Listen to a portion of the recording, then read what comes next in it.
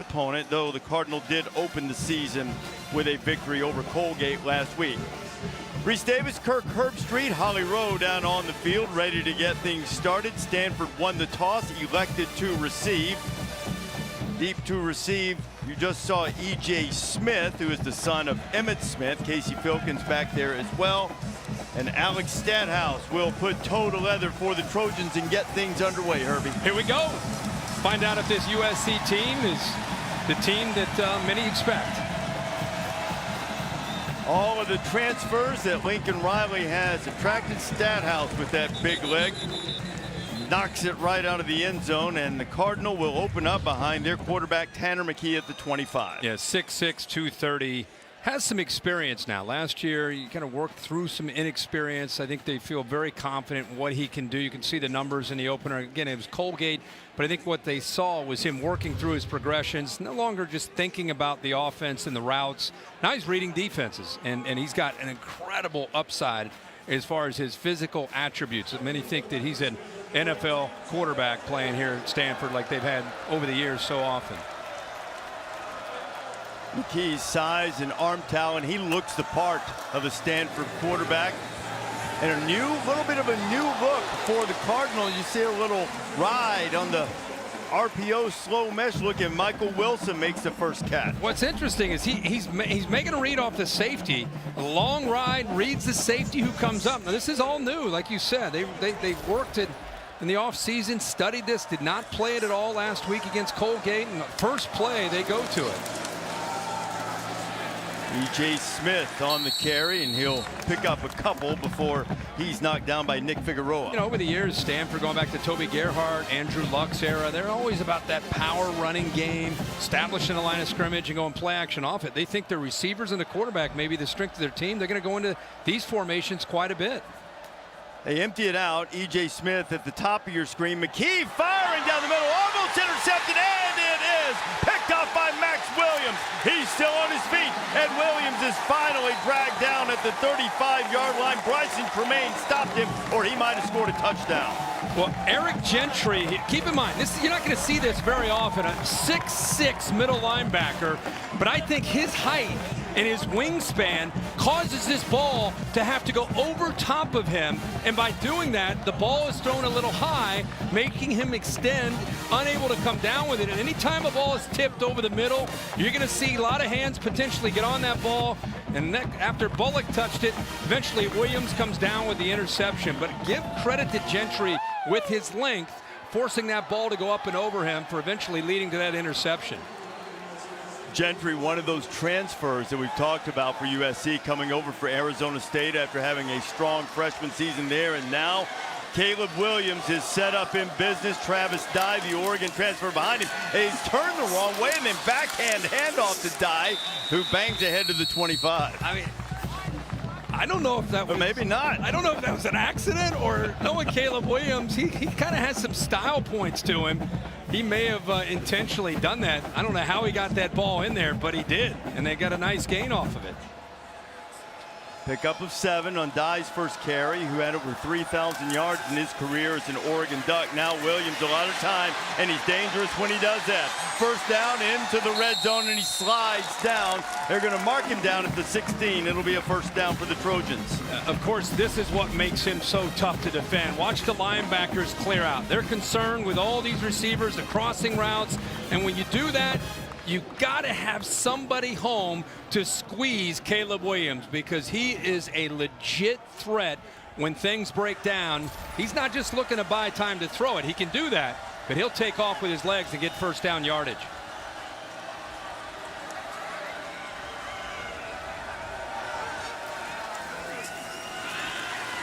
Dye finds running room, and Dye gets down to the 5. It'll be first and goal. This scoring threat set up by what's already USC's 5th interception of the season. Yeah, they're going to 3 of them back last year. Going to score here, Herb. You're going to pull around. You're going to pull around a couple of offensive linemen. Nealon, nice job there, moving fast. Caleb Williams, easy little pitch out there to Lake McCree, and it's a touchdown SC. With Lincoln Riley, after this turnover, just cranks up the tempo, got a first down with a scramble, and then after that big run, they hurry up to the ball. Stanford's defense kind of dazed and confused in this opening series, and you can feel blood in the water, and they capitalize on that. What an impressive opening couple of minutes here to this game by SC on the road. And the extra point is put through, and just like that, USC takes advantage of a turnover, marches it down the field, and gets it in. Yeah, you can follow 87, kind of flipping out there into the flat. That look, that kind of split zone look, so often they hand that football off, puts so much pressure on the edge defenders. You don't know if 87, when he moves on that split zone, if he's going to block the edge man or if he's going to slip into the flat. And Caleb Williams said, man, that was easy. Lake McCree with his first touchdown. How about that? The Trojans are celebrating here. They had 3 pick sixes against Rice last week, intercepted 4 passes in the game, and now not even played 5 quarters of football in the season. They've intercepted 5 passes. I love that look there, Travis Dye, because you know, he had that look when he played at Oregon. And with all these transfers coming in, trying to melt them into one culture, he has a lot to do with it. Look at his determination. Look at his eyes. He is a great leader for this team. Had a nice run, and they've really kind of gotten established here in this game early.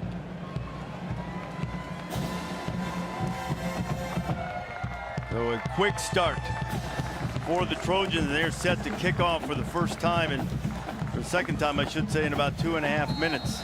This opening quarter from the farm.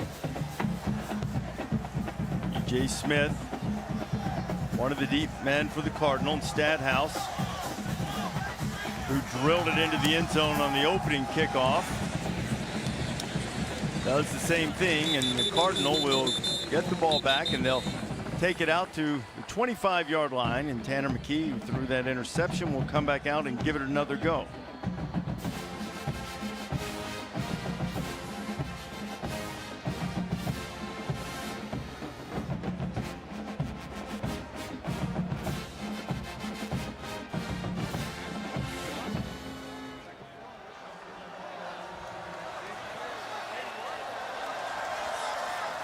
And we welcome you to Stanford Stadium on the beautiful campus of Stanford University. ABC Saturday Night Football, the Cardinal and USC.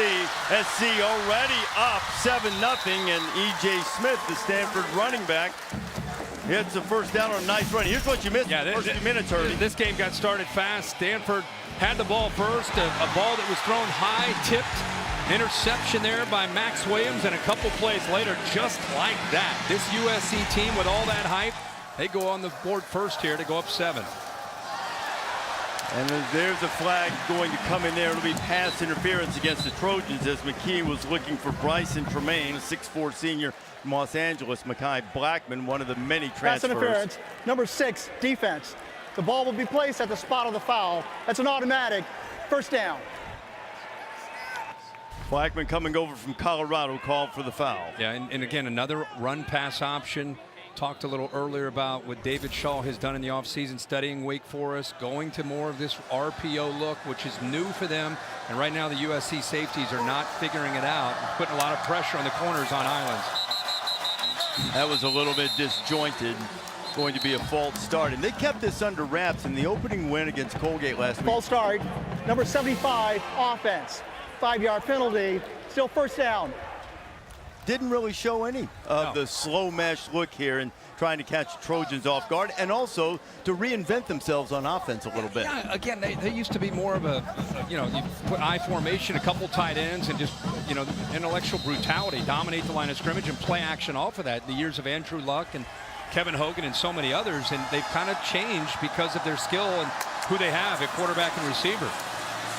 That is a terrific cut from Smith. E.J. Smith rumbling his way into USC territory, knocked down at the 40-yard line. Max Williams on the stop.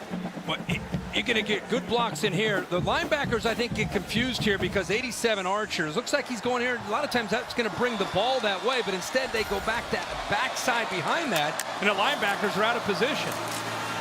Give again to Smith. Good running room over the left side. He'll pick up 6, maybe 6.5 before Blackman stops him. This is a great test for Stanford because this is a veteran team. They have been through a lot in recent years with COVID and the restrictions and the injuries. They put a lot into this season with a lot of fifth-year seniors and guys that have been embarrassed with how they have played in recent years. How do they respond to this adversity? So far, they've looked great. Casey Filkins now in the game at running back with his first carry. Tui Pelotu making the stop for the Trojans. Nice. So here's what he's looking at. He's trying to determine, watch how long the mesh, watch the quarterback and the running back. Long mesh, read him, he drops, you hand it off. He comes down, you pull it, and you're going to throw the ball to the receiver to the left. Look how long this mesh is. The longer he stays on that mesh, the longer it gives him a chance to be able to make that read and determination on that safety. Again, the long, slow mesh. Filkins picking his way down to the 23. And this time he's reading the linebackers. This time, so it's not always the safeties. This time he kind of felt the backers. Backers see this action and they right away start to back out. And so he decides we're going to hand it off, get some positive yards on 1st and 10. And he thought, boy, the way Wake Forest has run this offense, he just thought it would transition well to what he has to work with here on this Stanford roster. This time straight pass. McKee pressured and he's knocked down. Solomon Byrd there to get to the Stanford quarterback. Well, that's just great coverage downfield. You know, he's either got to, find a way to get that ball out. You see a blitz here, it gets picked up, but what I recognize is there's nobody to throw the ball to. Eventually they're able to get home, but ideally he's able to get rid of that or make a little bit of a quicker decision, kind of tight end over the middle there, but you can't obviously take the sack. First chance to convert a 3rd down tonight. Dave got it to Smith. Smith inside the 20, trying to strain his way close to the first down. I think he's going to be about a yard short. But they've really committed to this new look. Anytime you see David Shaw's quarterback sitting on that long ride, you know what they're doing. This time he's going to get under center. SC's confused here. Smith's averaged nearly 10 yards per carry in this opening quarter. Romello Height is the Trojan that is on the deck. Stanford's on the move. Trojans up by a touchdown. What kind of person would come here? And welcome to Saturday Night Football on ABC, presented by Capital One. This is a presentation of the Pac-12 on ABC. Reese Davis, Kirk Herbstreit, Holly Rowe with you. Trojans already up 7-0. Stanford trying to answer, and the Cardinal facing a 4th and 1 from the USC 19-yard line. So far, we've seen a really good start by E.J. Smith. E.J.'s got it again. He's got a first down. He's averaging close to 10 yards a carry in this run-pass option scheme that they're unveiling tonight for the first time. So he's been a beneficiary of those safeties and backers kind of dropping back into coverage. You have to respect, McGee can spin it. There's Emmett, of course, looking on, a proud father. But you have to respect the receivers and the quarterback, so you're dropping back into the zone, and now you have to be worried about what E.J. Smith can do running the football.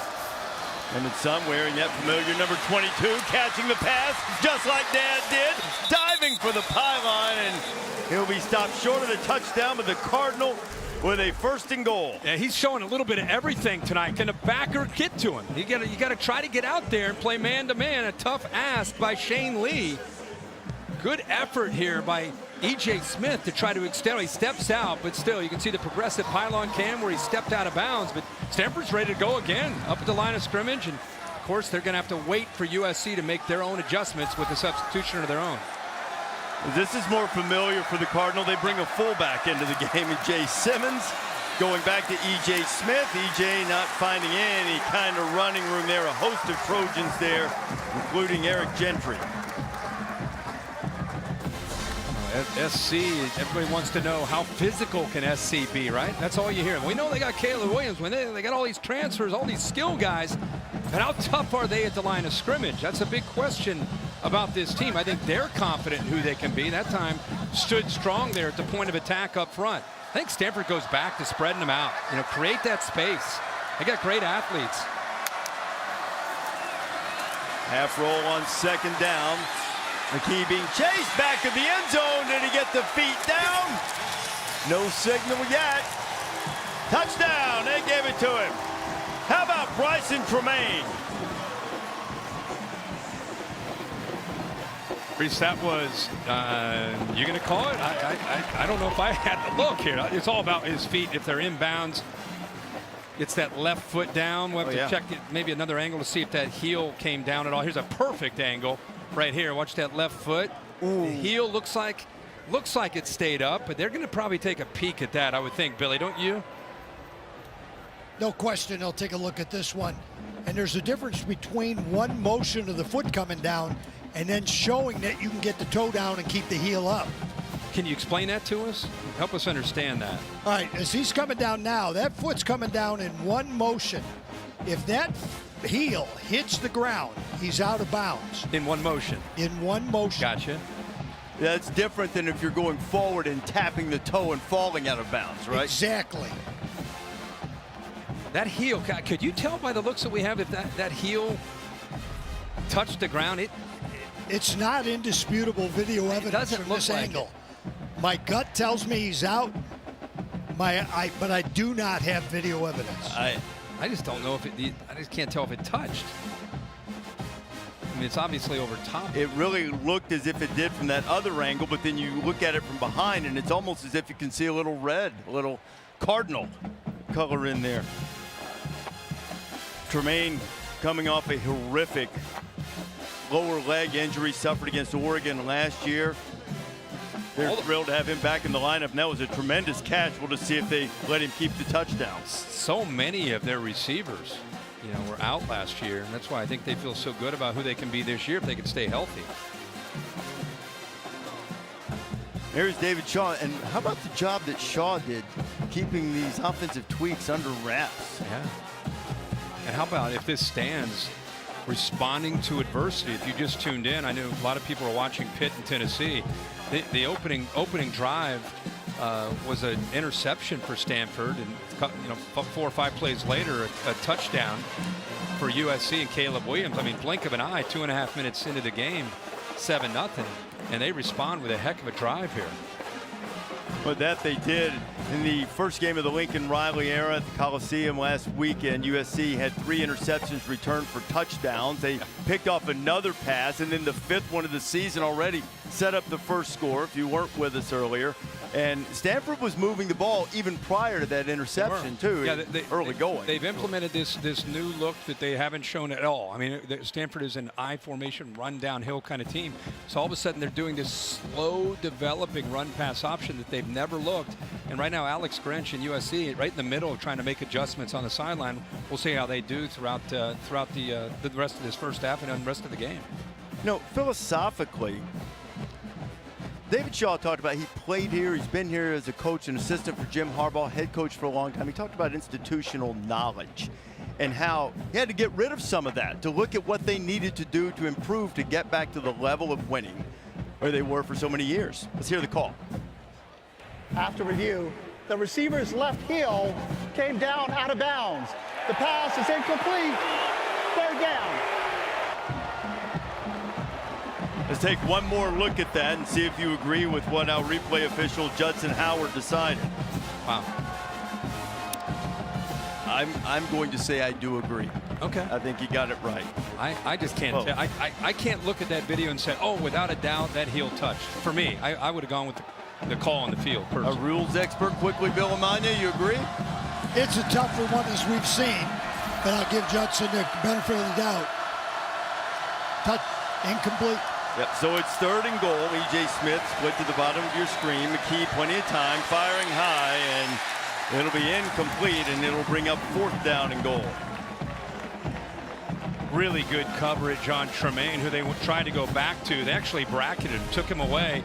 He's going to work to the outside and into the inside. Problem is, you got 2 SC defenders that are there. Linebacker kind of sinking, safety that's kind of bracketing him, trying to take that away. No chance to complete that. All he could do is throw it up high and throw it away.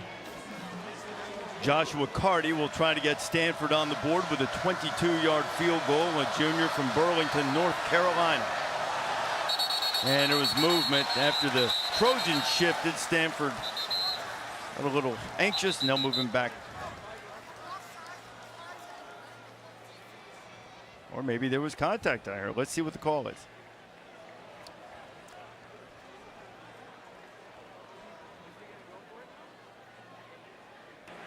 Offside with contact, number 91 defense. Half the distance to the goal line.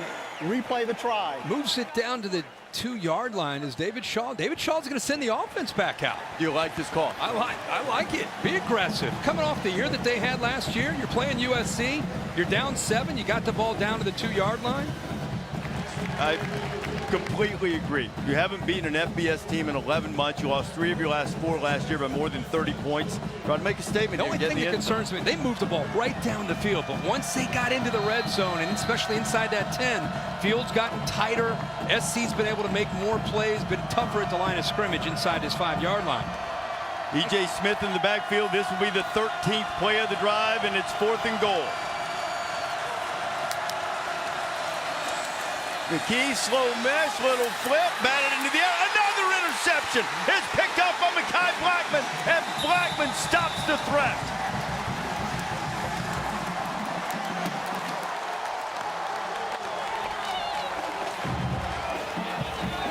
Well, that is on the year 5 tip pass interceptions by USC. You think Alex Grinch, the new defensive coordinator, is going to be proud of that? Great effort there by Blackman, who's another transfer portal guy from Colorado. Eyes in the backfield, watching that quarterback. He puts it up in the air where his big target has a chance to make a play on it, and SC denies Stanford after a 13-play drive.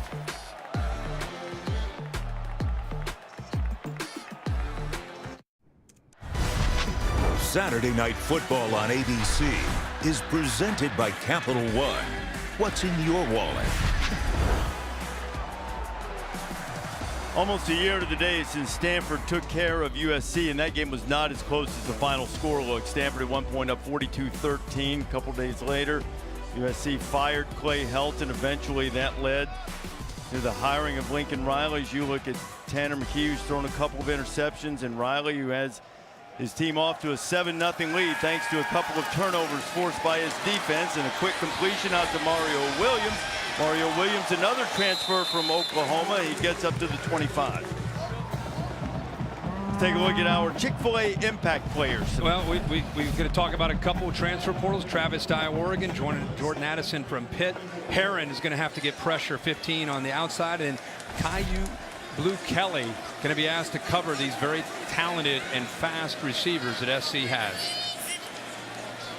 Caillou Blue Kelly is one of the better cover men and cornerbacks in the country, and he wanted his shot at Jordan Addison, and he's running with his back to the play in man coverage, and they throw it underneath to the Stanford transfer, Austin Jones, for a good pickup. Yeah, Austin Jones is, we had a chance to check in with him. He's fired up to have an opportunity to play against his old guys, and they did a little bit of fun trash talk back and forth this week, especially from some of the Stanford guys. Others are some of his best friends, that he's going up against. It's the world of the transfer portal that we're all trying to adjust to and understand. He and Caillou Blue Kelly are close friends, and there's a lot of communication this week as Caleb Williams pulled it, kept it, finally dragged down by Levani Damuni, but he gets up across the 45, or they'll mark him down with a slide at the 45. I feel like that's the secret sauce. When Lincoln Riley, think over the years, Kyler Murray, Jalen Hurts at Oklahoma, when he has a quarterback that can move, and any athletic quarterback gives defensive coordinators nightmares, but when he has a guy that can spin it and run his stuff through the air and then also pull it down on his own read and make that defense have to freeze for a second, not only is he going to gain positive yards, that sets up every other aspect of what Lincoln Riley can do. It just opens up his entire playbook. Austin Jones has it again. He knows his way around this field, and he moves into Stanford territory to the 45. Good block up front by the tight end Malcolm Epps. Voorhees also pulling around the left guard. And again, that's a staple of a Lincoln Riley offense. Those counter plays, they pull that backside. Could be anybody, but then in that case, the tight end and the left guard pulled around to open that up. They go play action off of that. Tough to match up with. Williams escapes the pressure, fires it into traffic, and it's incomplete. looking for Late McCree, who caught a touchdown earlier. Jacob Mangum-Farrar on the coverage. Yeah, we talked on one of our impact players was Herron coming off the edge. Stephen Herron, can he get pressure? And he does. Now you got pressure on him. Now you got to contain him. And Caleb Williams, a confident quarterback. And there's not a throw on this field he doesn't think he can make. And if you can get him to maybe take some chances, he's not afraid to put that ball into coverage. And maybe you get a tip ball and goes up into the air, try to come up with a turnover. Second and 10. Let's see if they look for the reigning Biletnikoff winner, Jordan Addison. Wearing number 3, Carson Palmer's old number, pulled out of retirement. Instead, he finds a wide open Brendan Rice. We've seen a lot of Emmitt Smith's son. Now we get a big play from Jerry Rice's son. Well, there's a little confusion there with the coverage. You can see Bonner came off of that. Didn't really get a good push there at the line of scrimmage to slow him down at all. So almost a free pass there. Travis Dye tripped up. A really good play by the freshman David Bailey. Yeah, I don't think Stanford's secondary on the same page there with Bonner not getting that jam at the line of scrimmage. And give credit to Caleb Williams recognizing that. It was just a big hole in coverage, and he put it right in there. I'll tell you, man, when Lincoln Riley's rolling, remember, we're used to seeing it in the Big 12. Pac-12, they're not used to seeing this. You know, they're not used to seeing the tempo and the efficiency and the execution. Remember, Caleb Williams, second year running this offense, which is a big advantage for him, and running it fast and without making the mistakes that he made last year when he was in Oklahoma. And those two guys, Caleb and Lincoln, both say they can finish each other's sentences. Caleb pulls it, gets it to Addison. Addison on his feet, and Jordan Addison will waltz in for a touchdown. His third in a Trojan uniform, 22 yards. Well, when you have a balanced attack, right, and you run the ball, and remember I talked about the staple, the counter play? You're going to go here. Watch what this does to the defense, because they have to respect that. They're running the ball, and just by getting out of position, not only do you catch it, but now you've got room after the catch. That's the critical part. Those linebackers have to respect that running game. They get out of position, he throws it the other way, and now he's got a tunnel to be able to go to the end zone. When you get a turnover, you want to cash it in. USC has gotten 2 of them, and they've scored 2 touchdowns. Addison getting the most recent one, 14-0.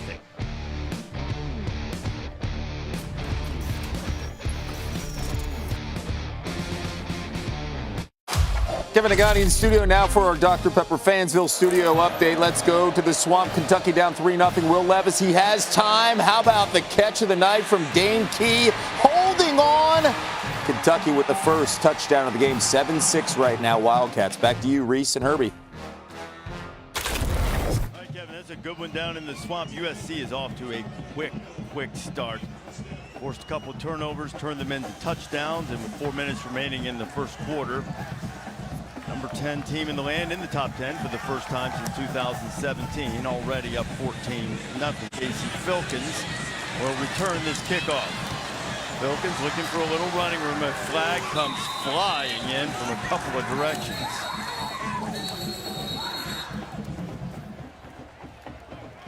Michael Mothershed leading this Pac-12 officiating crew tonight.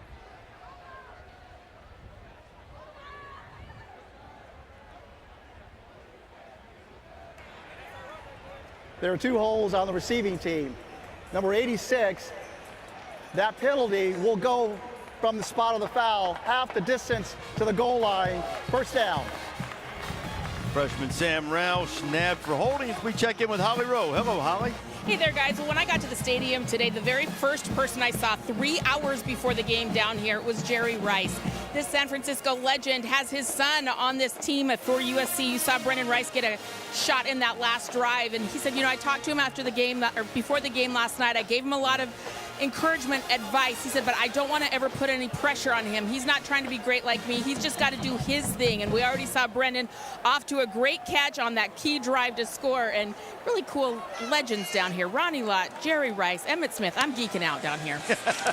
Holly, that's one of the things Lincoln Riley's done. He's brought back a lot of the former Trojans, wanted to make sure that they feel a big part of the program. And Jerry's son, Brendan Lincoln Riley, was telling us the other day that very physical, needed some polish, and is really accumulating that quickly as he settles into this offense. Yeah, what a great offense to be able to come into, as we've seen here. I mean, look at Lincoln Riley, step for step with Caleb Williams. First 2 drives could not have gone any better. They're still over there communicating, making sure that they're ready for that next series. McKee pulls it, completes it to Elijah Higgins. Higgins, one of the guys that they felt like maybe they didn't get the ball to quite enough in that opener against Colgate. Kalen Bullock on the stop. Yeah, really good read there by Tanner McGee. He's felt that slot nickel blitz there and just gets the ball out. He had right in the middle of a mesh and gets the ball out immediately and gives Higgins a chance there to pick up the first. E.J. Smith turns the corner and gets across the 25. And he'll be marked out of bounds up around the 29-yard line. Walter Rouse, that left tackle, nice job. They just kind of set a wall up on the left side of that offensive line, giving him plenty of room to be able to get off to the edge. SC, I don't know if there was a miscue or what, but just kind of gave that edge up to the defense, and E.J. Smith took huge yards. McKee pulls it, taking a shot. Tremaine was all tied up, and Blackman is going to be called for interference. He and Tremaine have tangled a couple of times tonight. Well, again, if you're just tuning in, this is a new offensive approach from David Shaw. Pass interference. The mesh is here, but his eyes are here. That Slow penalty will be enforced mesh, to the previous spot. read that safety. 50 yards. He's coming That's down. automatic. Now you've got a one-on-one that you're trying to hit. He comes off that handoff, puts it up in the air. He ends up getting the interference, but that's pretty tight coverage there. And that's, you know, it still feels like a 50-50 ball. So you're reading that safety. It's almost like SC's willing to give up. Hey, we're going to come down and take away E.J. Smith. See if you can hit that one-on-one against bump tight coverage there. That's not an easy throw and catch to make. More traditional looking Stanford formation. Fullback in, and they'll go on the end around. Urasek getting at the big tight end, is rumbling into the open field. Urasek inside the 20. He gets inside the 10, and the Cardinals threatening again. Well, you know what? USC, thinking about Toby Gerhardt, they see I formation, they see this. Right away, they think attack, attack, attack, and instead, it's the tight end that's going to come around to the other side. They're coming downhill to stop that run, potentially from E.J. Smith. A really good hustle there by Nugent, the center. A 50-yard run from Urasek back to E.J. Smith as he noses it down to about the 3. Now, they were down here the last time they had the ball, and things slowed down quickly inside the 5-yard line. SC, to their credit, buckled up against the run, forced them to throw, came up with the interception on a 4th down play. What does David Shaw have in store this time around? They desperately need to get it in to the end zone. Jay Simmons in front of Smith. Smith looking for a hole, and he is met by Trojans. First man in there was Shane Lee, yet another transfer. Shane came over from Alabama. Shane Lee diagnoses this very well in the middle of this defense, and give credit to the defensive line for protecting him. Let him be free. He can get through that, all that traffic, and is able to slow him down really close to the line of scrimmage. Again, it's a different game for this Stanford offense when they get inside the 5-yard line. I think they prefer all that space to work with, and things just get a lot tighter.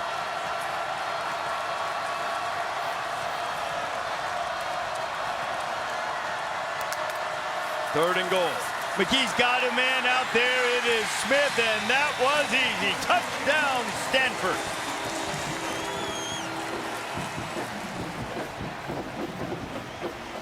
Just a miscue here. Smith out here. You got man-to-man in here. This linebacker has got to run with 22 Smith. He starts to, then he stops, and then there's nobody out in the flat. Easy diagnosis for Tanner McGee, and a touchdown for the Cardinal to get back into this game.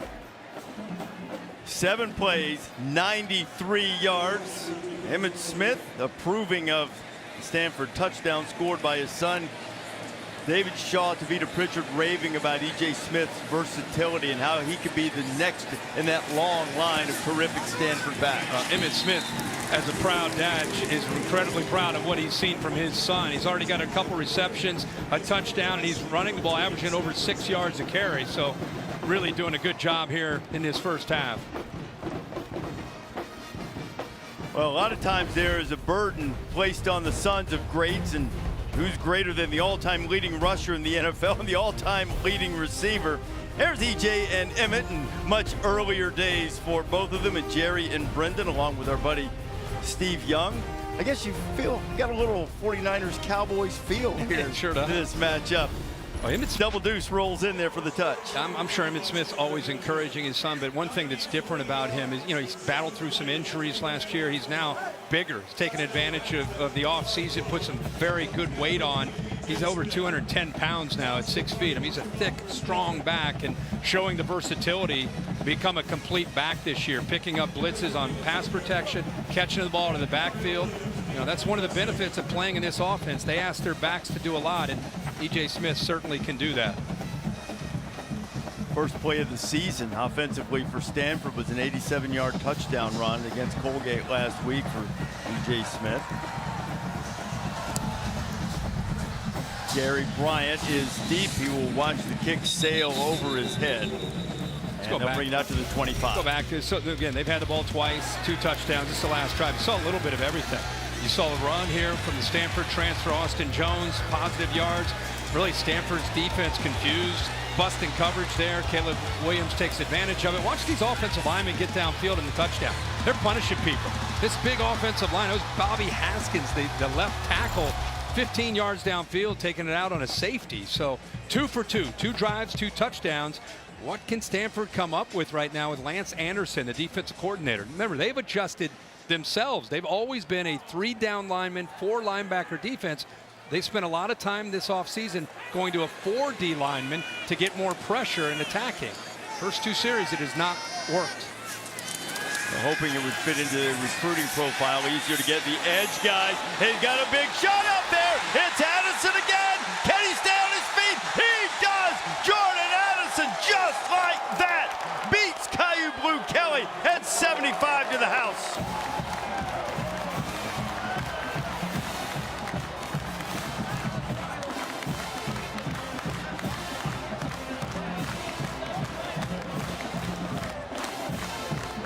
I think all of America right now is taking notice of all that hype. They're not that good. They're overrated. It's USC. What do you expect, Lincoln Riley? Now, this is their first big stage and first opponent in the conference, and their offense looks really good. We've been watching a lot of football these first 2 weeks. This offense looks really good. Now, if you're going to play man-to-man against Caleb Williams with these receivers, that's a risk. They put their free safety on this slot receiver, which takes him out of the play.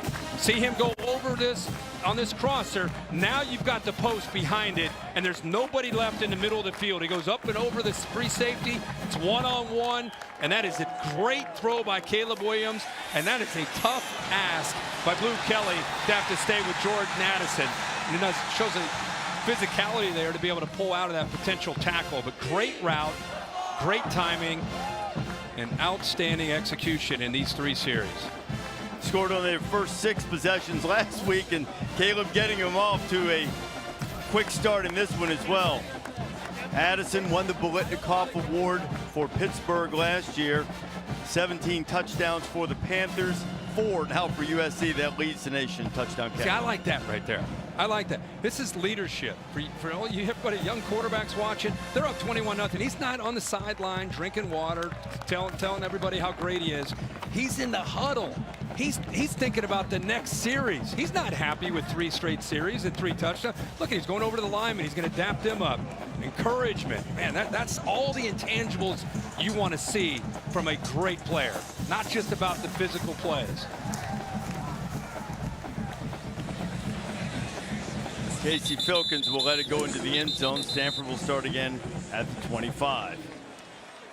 Aerial coverage provided by Goodyear, celebrating the challenge of road games everywhere. Are you ready for the road? Goodyear is more driven. College football continues next Saturday on ESPN. Georgia has looked terrific. South Carolina ran into those Hogs in Fayetteville today. They'll be back home to take on the Dogs. Dogs may be number 1 next week, too. Yeah. Mississippi State and LSU at 6 o'clock Eastern time. And that 6 beside Texas A&M is going to disappear. If you didn't see, Miami goes into College Station next week. If you didn't see, the Aggies lost to Appalachian State at home, Kyle Field today. 21-7. Stanford been able to control the ball some. But boy, the Trojans have been so explosive, Holly. Well, guys, one defensive update for you. Romello Hyde, one of their edge players, number 2 for USC, is out for the rest of this game. He's got ice on his right shoulder. He was that player that got to the sideline late and went down, but does not look, from what I'm seeing on the sideline, as if he will be able to return. Now, Holly, pads are off, and Romello, who transferred from Auburn, came into this game nursing a bit of a shoulder issue, and it appears he took a shot that'll slow him down again. That slow mesh got slowed down and hit in the backfield. Mekhi Blackman has been really a busy guy for the Trojan D. Well, that's one way that we talked about. What adjustments will Alex Grinch make? He's going to bring a corner blitz from the boundary. So that's one way to take away the slow mesh. Slow mesh, he gives it. Safeties are back. Thinks it's going to be okay. Unable to locate that blitz. He ran right into it. Have not seen Stanford in these 3rd and longs much at all tonight. Looks like Lincoln Riley got over to the official to call a timeout. Didn't like the matchup, perhaps. 8 seconds remaining. Now, SC takes its first timeout. Lincoln Riley, in his first season, as we've mentioned, loaded up the wagon, left Oklahoma. Boy, did he fill that wagon full of trophies. Couple of Heisman winners when he was at OU. Baker Mayfield, Kyler Murray, both #1 picks. Yeah, don't forget Jalen Hurts, all these college football playoff appearances, but he had to get on a plane and head to Los Angeles. Took a lot of transfer portals with him. Different colored jerseys and uniforms. Landed in Hollywood, and all of a sudden they got new uniforms. Got a new golf shirt on. And here they are at the Coliseum. It appears to suit them well. Also, you see the difference in transfer philosophy. 19 players coming to USC. That's 6th most in the Power 5. Stanford was only able to add one, someone whose names we have not called tonight, Patrick Fields, who came from Oklahoma. So he knows the Lincoln Riley offense well, but that's the only one. Obviously, different institutional requirements sometimes limit the ability in the transfer portal, and it has for Stanford. And McKee converts that 3rd down with a dart to Elijah Higgins. Wow, what a throw. Great protection. And that gives you an idea of what Tanner McGee can do with his arm strength. Just put a frozen rope into his big target, Higgins. And on 3rd and long, they convert.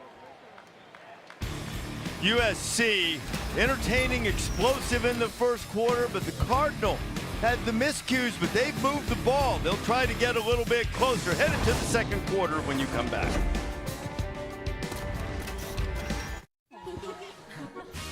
Welcome back to Saturday Night Football on ABC, presented by Capital One. Starting the 2nd quarter here at Stanford, USC on top of the Cardinal 21-7.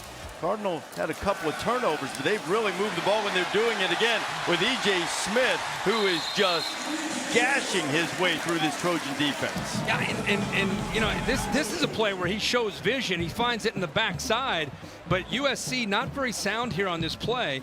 It's not as if it's like great execution up front. It was more of just an opening out to the left, nobody out there, and he just does his job by being patient. Eventually sees the hole and then is able to accelerate through that, but SC needs to tighten up the edges. McKee pulls it, wide open man is Ben Urasik, who had the end-around run for 50 yards. Another big play for the tight end. So he's going to have mesh here, which will affect the backers, and then he's able to hit that right behind. Watch the mesh. Backers are coming downhill, opens it up very nicely right behind it. I mean, this offense is, and they turned it over a couple times. The one turnover was when they went for it on 4th down at the 2-yard line, but they have moved the ball about 7 yards, maybe 8 yards a play. It's just a matter of trying to stay up with Caleb Williams and that SC offense. McKee back to work, has a man out there, and recovering and knocking it away was Sierra Wright as Michael Wilson. That ball has a little more air under it, and that's a touchdown. Did that hit his face mask, or did that hit the arm? Oh, it hit his shoulder pad. Yeah. Accidental nice play there by Wright. Beaten on the play, ball underthrown. As he's trying to catch up with it, progressive pylon cam shows you that it hits his left shoulder pad. He's beaten for a touchdown. Sierra Wright, you might know from the television show Grownish, Space Jam, actor and cornerback. McKee, quarterback. That one was another deflected ball. Solomon Byrd got a hand on it. Sure did. They're saying enough of these slow mesh points. I'm starting to kind of wait and trying to time up my leap. They have thrown so many of these in his first half. This time, 51 Byrd waits, and then gets up into the air. Second level defender, linebacker. If he doesn't make that play, that's another completion on a glance route. McKee picked up 23 on a 3rd and 15 earlier in this drive, and they. Tanner McGee, I don't know if he's selling this. Okay, I thought he might be selling it. They're going to direct snap it to Smith, but he was a little confused. He's all set now. They really need to keep this alive and try to score the touchdown. They'll try it right now. Back shoulder, and the catch by Bryson Tremaine. I mean, that's called putting it on him, Reese, and using the size. He's 6'4", going up against Blackman, who's got decent size. He's been handsy all night, but the back shoulder puts it right on his receiver. They are fortunate that that ball didn't wind up on the ground as Tuli Pulotu got in there to wreck that play. Watch his throw. 3rd and 10. He didn't put any air under that at all. He put that on a line where his receiver could just turn his body, hit him on that back shoulder, gets his foot down for the first down, and then SC comes right back the next play for a tackle for a loss. Again, Stanford moves the ball at will. They get to that 10-yard line. Things slow down a little bit. Those vintage Stanford teams, that wasn't the case. That big, powerful offensive line, strong running backs, always good at it. McKee dumps it underneath, and boy, Jurasik takes a big-time hit. Eric Gentry in there along with Tuli Pulotu. Well, he tried to get rid of the ball to give him his receiver, actually the big tight end, a chance, and he had another receiver, Humphreys, 5 out in front. If Humphreys would have been tough, but if he could have turned a little sooner and at least been able to maybe chip Eric Gentry, it might have given him a better chance for some yards after that catch. 3rd down run with Smith. Oh, the football's loose. Max Williams, who had a pick earlier, knocked it free. Let's see who's on the bottom of that pile. Oh, wow. The 3rd turnover of the night for Stanford, and USC stops him in the red zone. And the 2nd turnover inside the 5-yard line for Stanford. He sells this great. Does everything you need. He waits for the hold open, and there he is right there. Heck of a hit by Max Williams, puts his shoulder pads on the ball, and it's a free-for-all, and a lot of white jerseys all over there to come up with another turnover. Fumbles were a problem for Stanford in their opener, and it's reared its ugly head again in the red zone.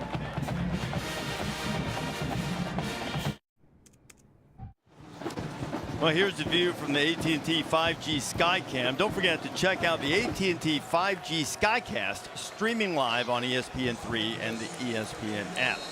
Well, Stanford has had goal to go in its last 3 drives and a grand total of 7 points to show for it. Fumble by E.J. Smith. Trojans have the ball back, and they keep it on the ground for the first play of this drive. I think the real question for Stanford is they've been out on the field, there's defense, for 3 series, and they have given up 3 touchdowns. The last one was a bomb to Jordan Addison. Coming off a year where they were 4-8, they made all these changes to become better this year, and their first big game on a big stage, they give up 3 quick touchdowns. Where's their attitude? You know, Lance Anderson's a very talented defensive coordinator. He's doing the best that he can, but right now, this is a tough matchup against all their speed and skill with Williams and these receivers. The Trojans have 21 points, and this is just going to be their 15th snap. That's pretty efficient. Caleb Williams floating it up the sideline, and Travis Dye, intended receiver, and then a flag comes in.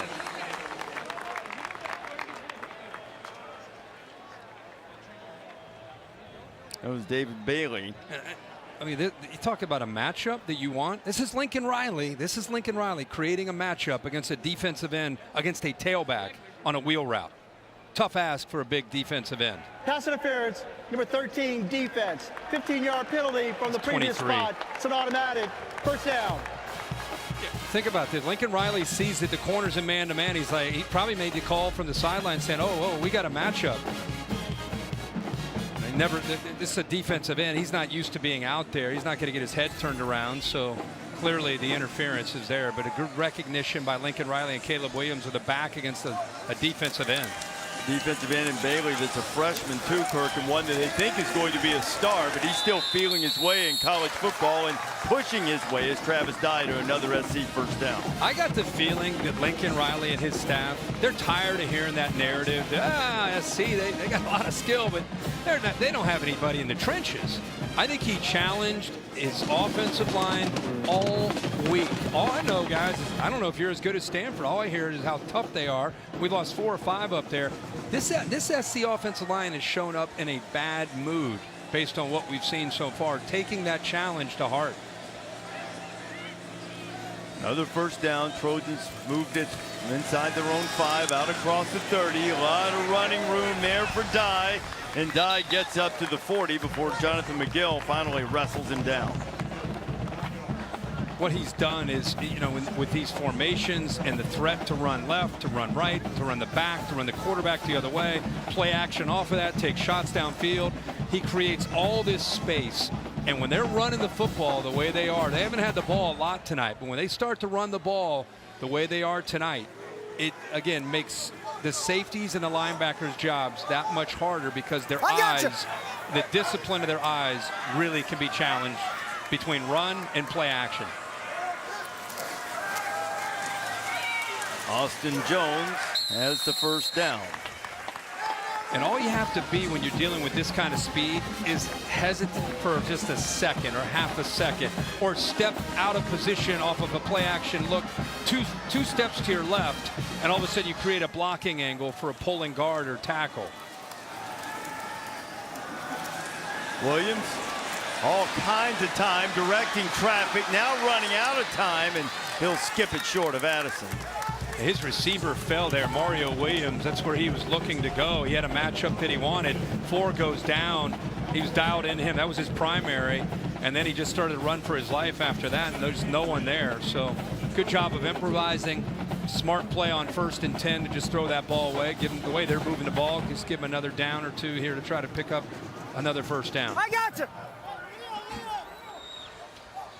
Gary Bryant is checked in the slot. Also into the game is the freshman Raleek Brown. He is a speed demon at the running back position. He's out in a route now. Williams going to fire deep. Got a man out there. It's Williams, and Williams comes back to the ball and finds it and makes the catch. He got matched up against a safety in the slot. 18 right here. That's a tough matchup against Mario Williams. He just can't stay with it.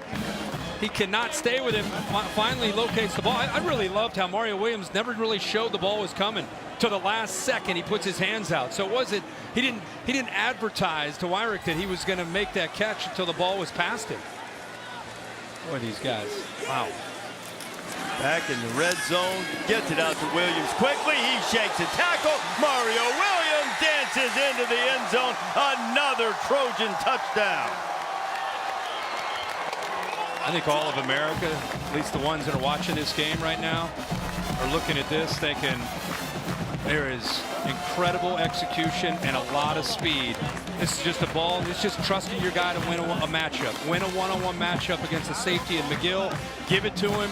See if he can beat him one-on-one. Open field, who's better? And SC feels that they're better than probably anybody that they're going to go up against in the Pac-12. Make a guy miss, go down the sideline for a touchdown. 7 plays, 98 yards. And if you took over 6.5 plays on that drive and started at the 2, you are a winner. And man, 4 touchdown passes from Caleb Williams already. The most recent one to Mario Williams. Trojans rolling.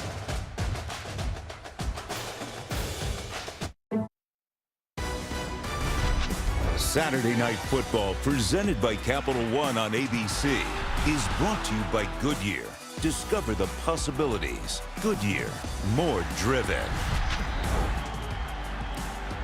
One of the greatest players ever to step on a college football field is Andrew Luck. And a few moments ago, the College Football Hall of Fame's on-campus salute greeted Andrew Luck. He's a 2022 College Football Hall of Fame inductee. Will be inducted in the annual awards dinner in Las Vegas coming up in December.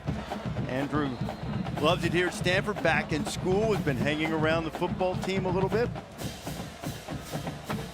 And Holly Rowe's going to visit with a Stanford legend coming up right after this kickoff. Casey Filkins is deep for the Cardinal, and he'll return it from just about his one. There's a little alley for Filkins. Filkins across the 30. He's knocked down at the 33. Holly? Well, a huge ovation as you're honored in the field going into the College Football Hall of Fame. What does it mean to you to be known as such a legend here at Stanford where you played? Oh, it means the world, and probably more than is the relationships with these men standing behind me. My wife, the love from this place for us is special, and in many ways it feels like coming home.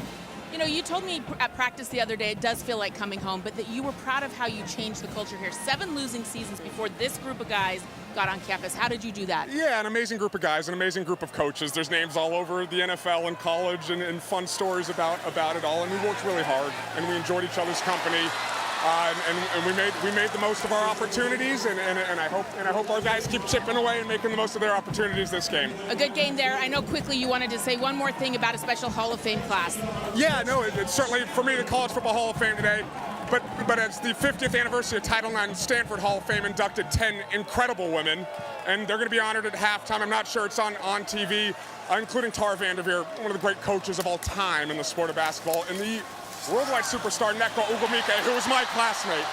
And it's special to share this night with women, and it's especially topical because I have 2 girls now, and I want my girls to have all the opportunities in the world that little boys get as well. Thank you so much, Andrew. Appreciate you. My pleasure. Andrew, Holly, thank you very much. Tara Vanderveer won a national championship despite all of the restrictions that Stanford had imposed due to COVID-19. Tanner McKee, and here they are back in the red zone. Herbie, if they can hang on to the ball, maybe they can get into this. Yeah, this has kind of been the theme, right, all night. The backers kind of get caught up here. Nobody's able to get home. Good job by Tanner McKee. He's hit a couple quick passes during that interview. Now he sees it just opens up. Man-to-man coverage. Nobody accounting for the quarterback. Backs turned to that quarterback, and he's a big guy. I mean, he's 6'6", 230 pounds, but he's got enough speed to make you pay for that if you don't account for him when he throws the football. But again, in the red zone, can a Cardinal put 6 on the board? 2 of their 3 turnovers have come in the red zone, come goal-to-go situations. McKee throwing out. Oh, and he had a freshman tight end, Sam Rouse, by himself. I think he was going to walk in, and he just flat dropped it. Yeah, I think the young freshman starts to think a little bit about what's going to happen after the catch. He gets caught up here and then releases. Nobody there. SC blows the assignment, and a poor guy. Played for Trent Dilfer. Really talented player, a true freshman. Trent Dilfer has a great program there in Nashville, and he'd love to have that one back, I'm sure.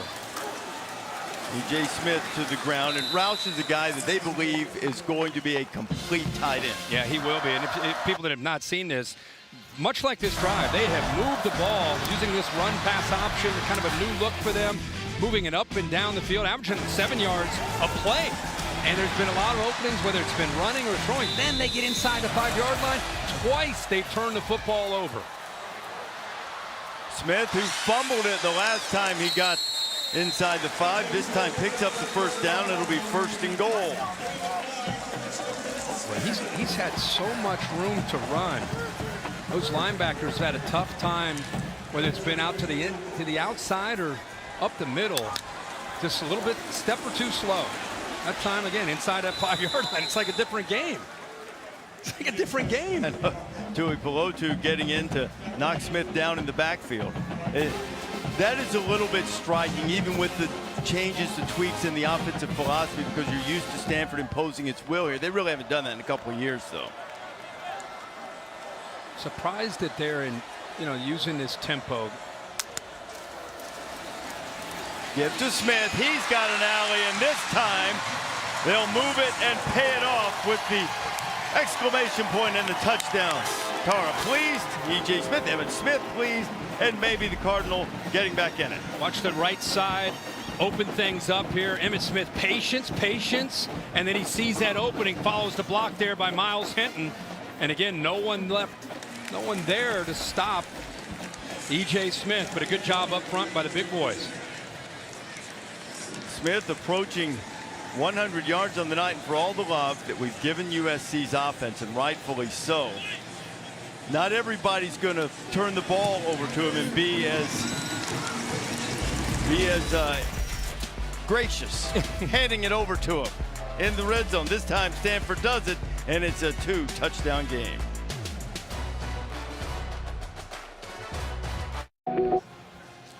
Hey, Reese and Kirk, Chris Fleeka, the Bear, with tonight's Aflac trivia question for you. With a win tonight, SC would be halfway to finishing September with an undefeated record. They got a couple of games left with Fresno State and Oregon State, even if they can win tonight. But it hasn't happened in a while.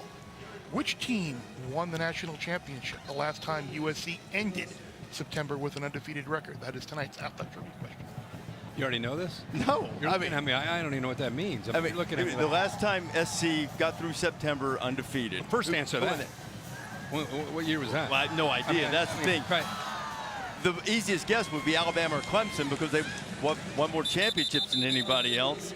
Let's go to the studio now and check in with Kevin Nagandi, see if he knows the answer. Yeah, he might know it.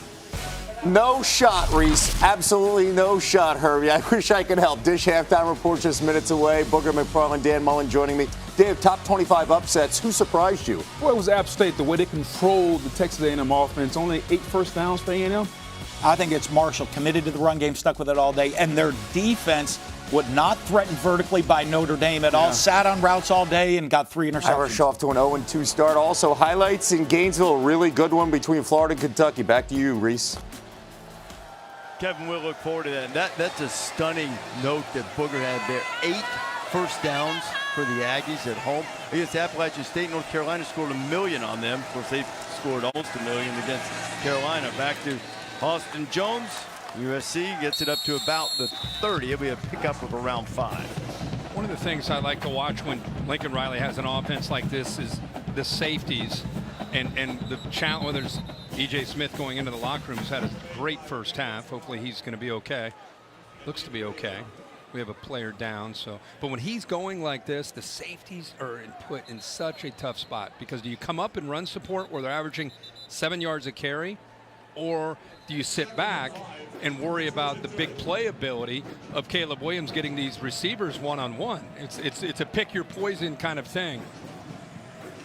But the safeties have the toughest job tonight of trying to help out against the run and prevent the big play over the top.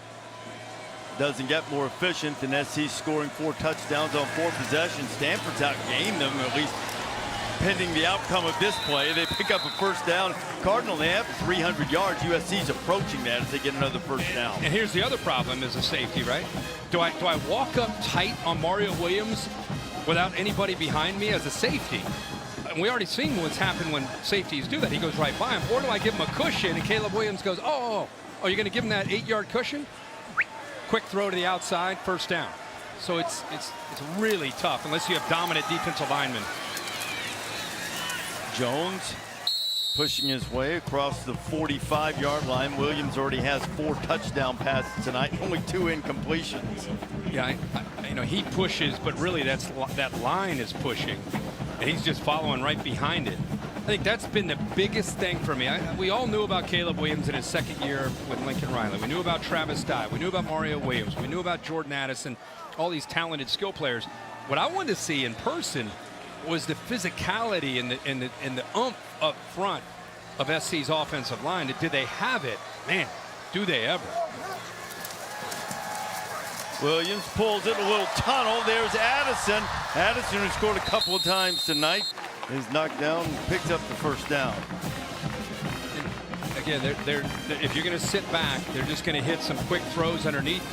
These offensive linemen are athletic enough where they're doing a really good job of blocking downfield. That time you saw Nealon, the center, showing some great athleticism. He's 10, 15 yards downfield trying to pick up a block.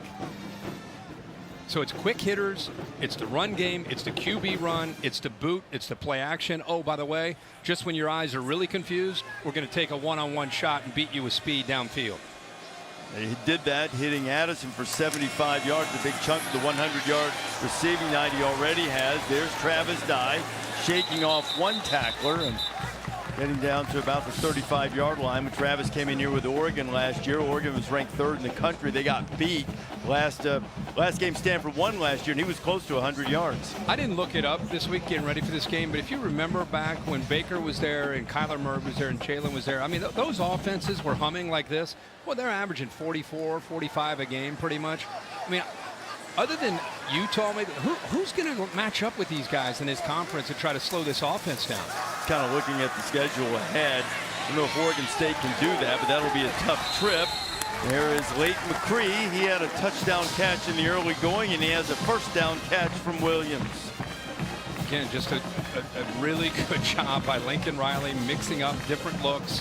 And he's not utilizing just Jordan Addison or just Mario Williams. I mean, he's getting everybody involved, throwing the ball to the backs, throwing the ball to the tight end, running the football. Right now, he is in control. And again, we'll keep a shot, maybe do a double box, show how active he is with his play sheet and communication with Caleb Williams before the snap. They are really in lockstep with how they see things. The give on the inside, and Dye is going to waltz his way into the end zone. 5 possessions, 5 touchdowns, 27 yards for Travis Dye. You know, it's almost like Lincoln Riley's playing Madden, like a dream or a fantasy game, and he's just over there calling. Caleb's about to snap the ball. He's like, what? He probably hears what? Check, check, check.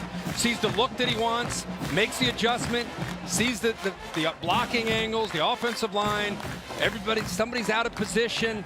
Clearly, they saw what they needed to see based on their film work all week. And the connection between Caleb Williams and Lincoln Riley for 5 straight drives, we have seen it work to perfection. 35-14. This has been a show from Riley's Trojans. It's true. Everyone gets a free new Samsung Galaxy Z. Kickoff week 1 of the NFL Sunday, 10 a.m. Eastern time. The Countdown crew on ESPN and the app, they'll take you right up to kickoff. And then Monday night, the 53rd season of Monday Night Football. Broncos and the Seahawks. Russell Wilson going back to Seattle. Joe Buck, Troy Aikman making their Monday Night Football debut. Lisa Salters will be on the field. And of course, Peyton and Eli are going to be back on ESPN2. Coverage begins Monday Night Countdown at 6 o'clock Eastern time. I was kind of looking around trying to figure out something USC hasn't done well on offense. You know what they've been inefficient at tonight? What's that? Converting 3rd down. They haven't had one. They haven't had one. Here goes Casey Filkins returning the kickoff. Stanford will try to score before halftime. Barry, you got the Athletic Trivia answer? I do. Of course, for tonight's Athletic Trivia question, I asked you the last time USC finished September with an undefeated record, who won the national championship? So the first part of the 2-pronged answer was the year was 2010. And of course, the national championship year was Auburn. That very dramatic national championship game win over Oregon. Dude, how do you come up with these questions? I try and come up with some storylines I try and come up with some storylines around the game. It's been a while since SC has been a factor late into the year. So how about just asking us when was the last time they were undefeated? That's too September? easy, though. There's no playoff with that, though. I want to give you a little history and add a level to it. Well, that's the thing. The big note in that is that it's been 12 years, or going on 12 years, since they got out of the first month of the season unscathed. Right. Right. But that's a tough one, Bear. I'm not sure that's fair. But I'm just visiting tonight, so I'll let you guys settle that out. One of the benefits is this new RPO scheme that David Shaw has unveiled tonight. The safeties are really hesitant to get down and get involved in the run game because he's pulled it so many times to throw, and it's opened up some big running lanes. And the Trojans get some heat in there. Nick Figueroa among the men bringing down Tanner McKee. Well, Alex Grinch is known, you go back to his days at Washington State as a DC, and of course when he was at OU, they're known for their twists and a lot of movement up front. They don't necessarily blitz a lot, but they love to take some chances with some movement. That time it worked out. McKee And the ball is on the ground. I think he didn't complete the catch. Well, that was a hit. It was a big-time stick. About this? Nomura laying the lumber. Perfect timing. Let's take a listen to this. This is why you hit clean. Ooh. Boy, that's nice. How about use the shoulder too? To a CV. Nomura, look at right on time. I mean, Bill, you like that, right? I mean, that's not what you guys teach all the clinics. Pass. No, but I'm just saying the technique, right? Exactly. That's beautiful.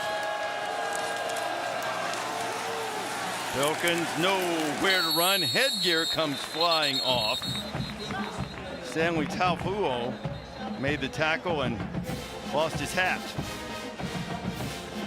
Well, there was nowhere to go on this run. That slow mesh point has been working out for McGee and E.J. Smith, keeping those safeties and those linebackers back.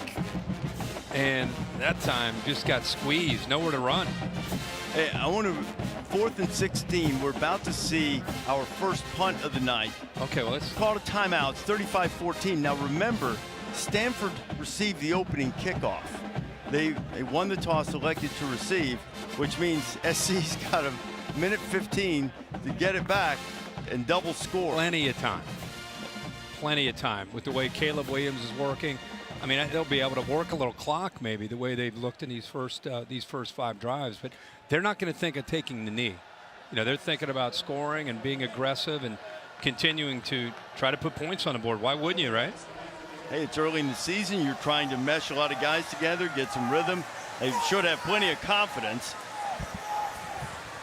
But it's really unfortunate that Stanford has had the turnovers. If not, we would be looking at an absolute barn burner. 3 turnovers to them deep in the red zone tonight. And Stanford in a big hole. Aerial coverage provided by Goodyear. Road tested and game ready. Are you ready for the road? Goodyear is more driven. Next weekend, we had a wild Saturday this week. What's in store? Georgia, maybe they're going to move up to #1 after Alabama's late escape at Texas. There at South Carolina are the Bulldogs, the reigning champions. Other Bulldogs in the SEC on the road to take on Brian Kelly and LSU. Miami and Texas A&M.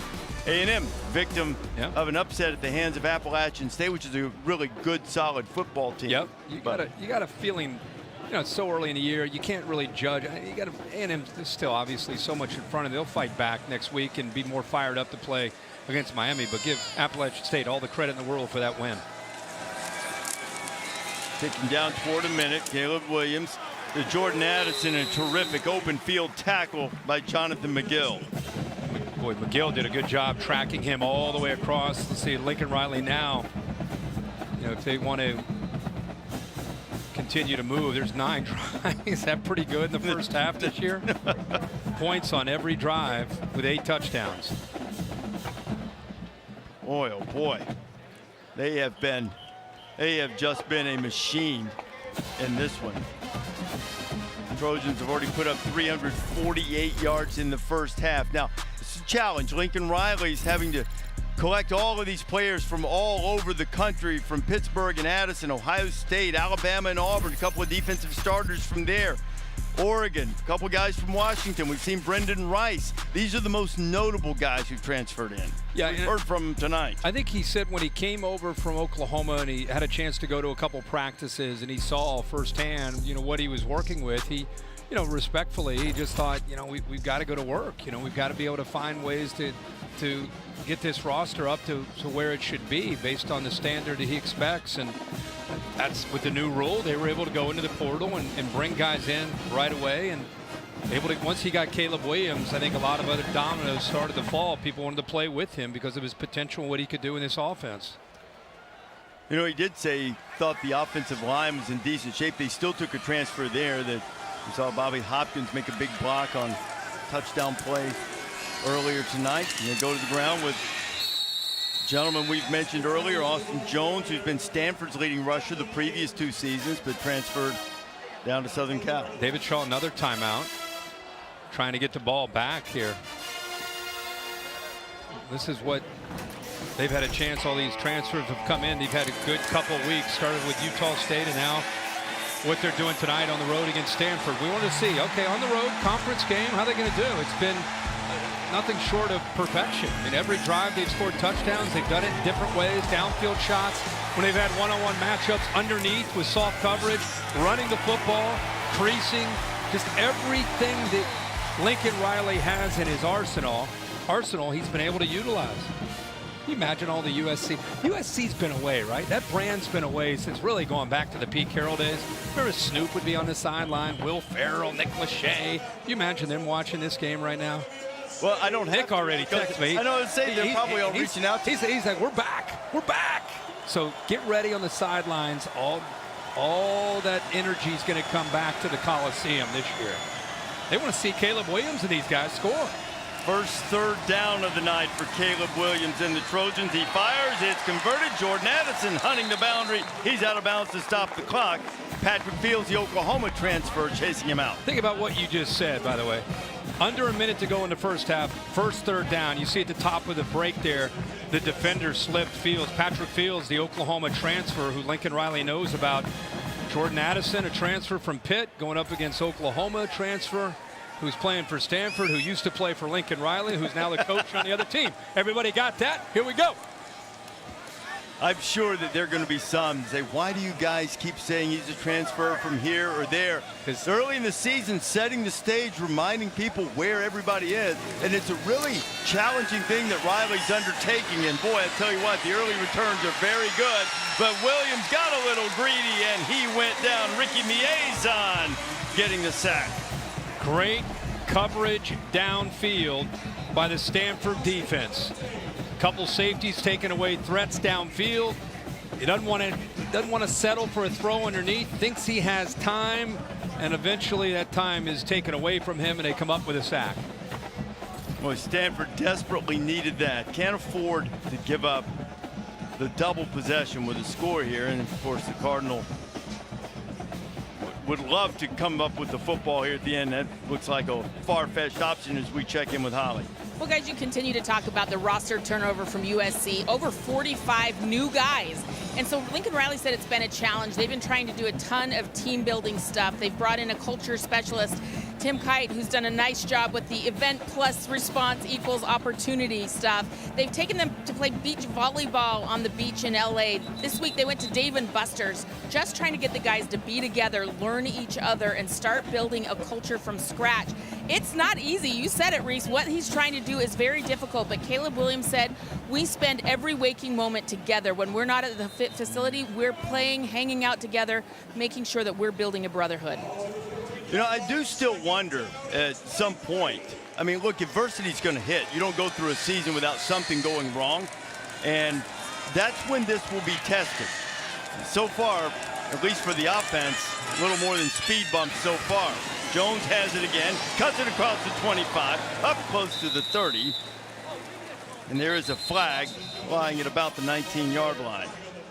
Tim Kite, who you just saw and Holly just talked about, he worked with Ohio State with Holding, Urban Meyer. Number 79 offense, 10-yard penalty from the spot of the foul, still second down.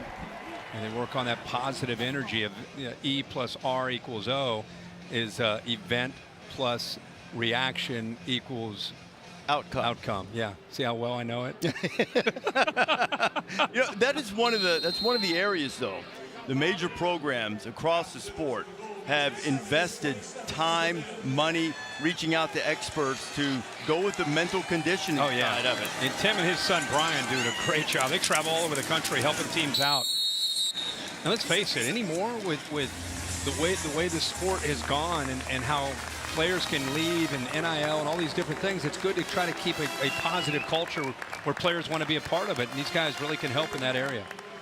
6 touchdown passes so far for Caleb Williams, only 5 incompletions. It's halftime. Holly's with Lincoln Riley. Well, Coach, you told us about the importance of balance in your offense. How are you striking balance with all of your different receivers, your tight end, and your running back getting involved? Honestly, the O-line. You know, the O-line's done a really good job giving Caleb time. We've had some nice creases in the run game, and yeah, when we're multiple like that, that's when we're at our best. Your defense, again, strikes gold with another pick-6 opportunity. You've really turned the ball over. How is that setting your offense up for success? Yeah, that's been huge. I mean, our turnovers in the first couple of games have been a huge strength. We got to clean up a little bit in the run game defensively here, which I'm sure we'll make that adjustment here at half. Thanks, Coach. All right, thank you. Holly, Lincoln, thank you. And a long hill to climb for Tanner McKee and the Cardinal. That's the end of the first half. The Dish halftime report is coming up right after these messages.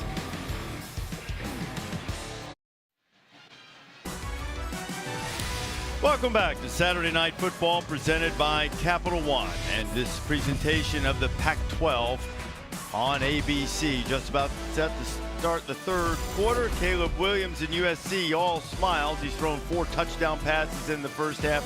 USC with a 35-14 lead over the Cardinal. Reese Davis, Kirk Herbstreit, Holly Rowe down on the field.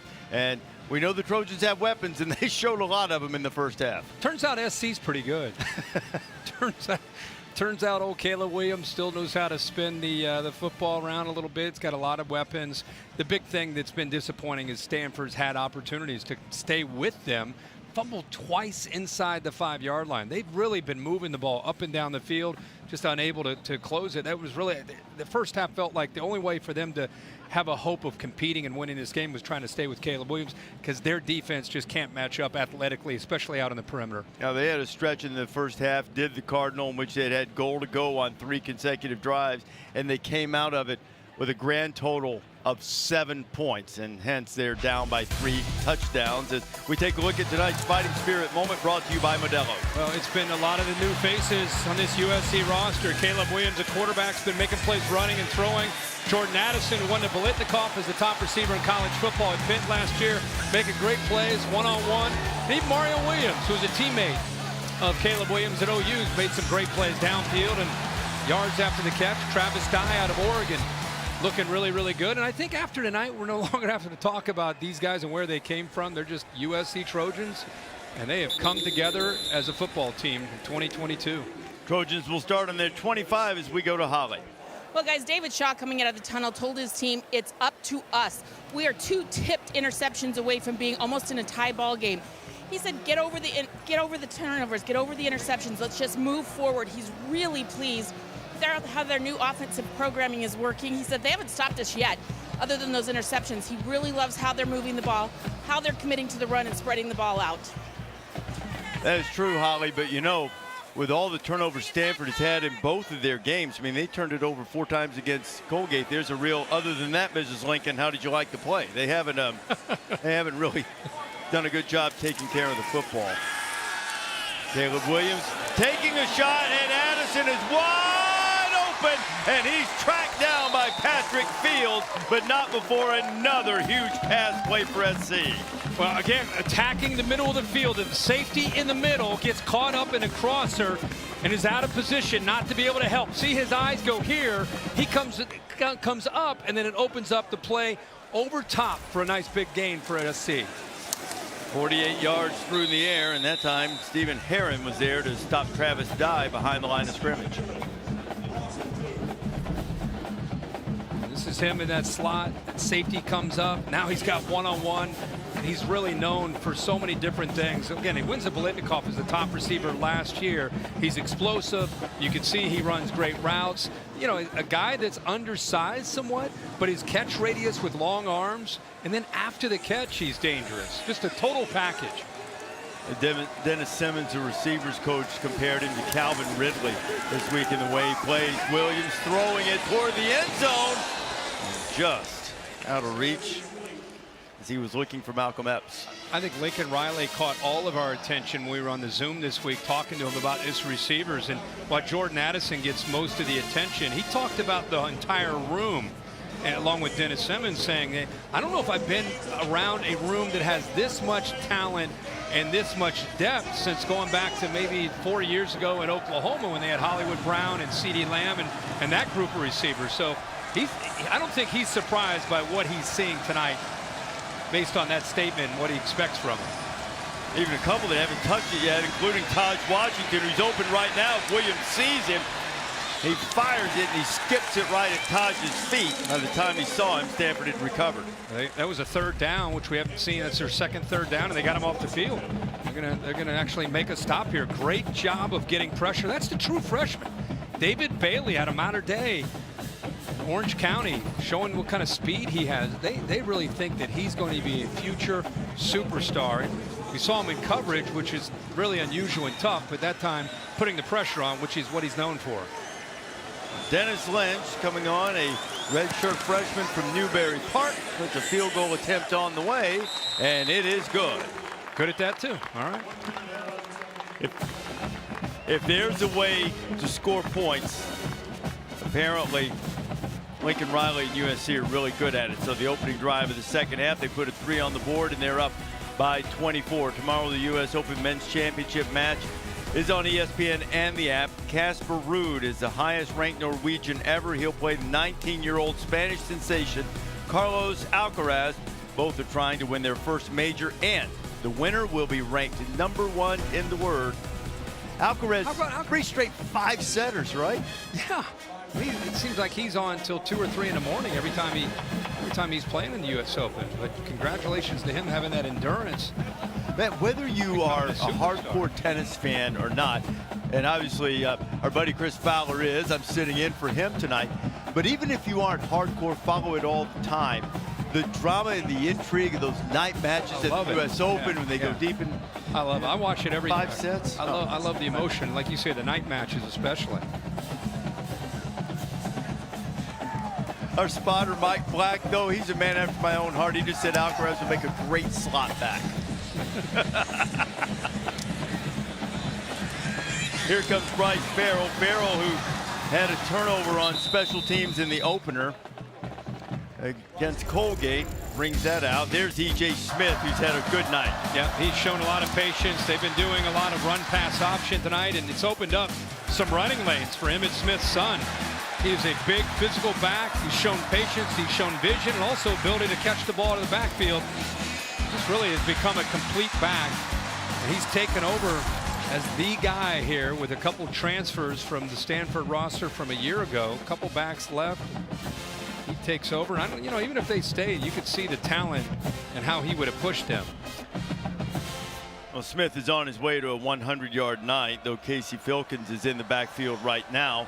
One of those backs at left is Austin Jones, playing for SC. We've seen him carry the ball tonight. So McKee, his first throw of the second half, sliding, trying to make the catch. Michael Wilson might have gotten tipped. They go right back. It did ball get tipped at the line of scrimmage, but they go right back to the run-pass option. And I think now that Alex Grinch has seen it for a half, they can make some adjustments to see if they can have a better luck at being able to slow it down, at least between the 20s anyway. Nice one-handed grab by Eurosic. This is an athletic tight end. We saw him go 50 yards on an end-around play in the first half. Makes a nifty grab there. Yeah. Great job with that one hand. They brought a blitz off the side with Jalen Smith. He goes right around him, and big tight end showing you that athletic ability, and then picks up some valuable yards after the catch. Need 3 on 3rd down. Filkins cuts back, but he didn't find the room he thought he would. Max Williams, who's been active from that Trojan secondary, from his safety position, makes the stop and forces a 4th down. And they are going to send the punt team out. Saw E.J. Smith run to the locker room late in the first half, and here he's coming back to the Stanford sideline.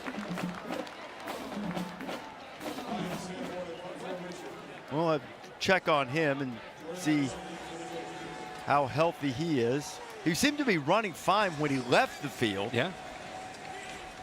4th down and 2. Jordan Addison deep to receive the punt, signals for the fair catch, and then thought he better get on it because he wasn't sure if he'd had it glance off his fingertips for a muff. And a rare miscue by the Blitnikoff winner, who's also a good return man. Sort of like misjudging a fly ball. Jordan got it, corralled it, no harm done. Trojans have it when you come back. Let's take a look at the Taco Bell Live Más student section. Student sections across the country are competing to be the Live Más student section of the year, and they're competing all season long. This student section has seen their Cardinal beat the Trojans 4 of the last 5 visits here, but things not going along very swimmingly tonight as SC has a 38-14 lead here early in the 3rd quarter. SC has the ball back. Caleb Williams going right back to work. Another quick completion. Making the grab is Gary Bryant. Gary Bryant getting in the stat column. Yeah, let's take a look at Lincoln Riley. We talked about his communication and how special it is with any of his quarterbacks, especially once they have experience. You know, and we always kind of kid about his play sheet. I mean, it's a little piece of paper. You know, he played for Mike Leach. Mike Leach is known for that with the air raid. Just having, you know, a lot of these coaches, they'll have it clipped to their belt buckle, and it's, you know, it's massive. It's just easily fits in his hand. But it's fun to watch him, and he's constantly looking at the coverage, the blitzes, and making sure he communicates.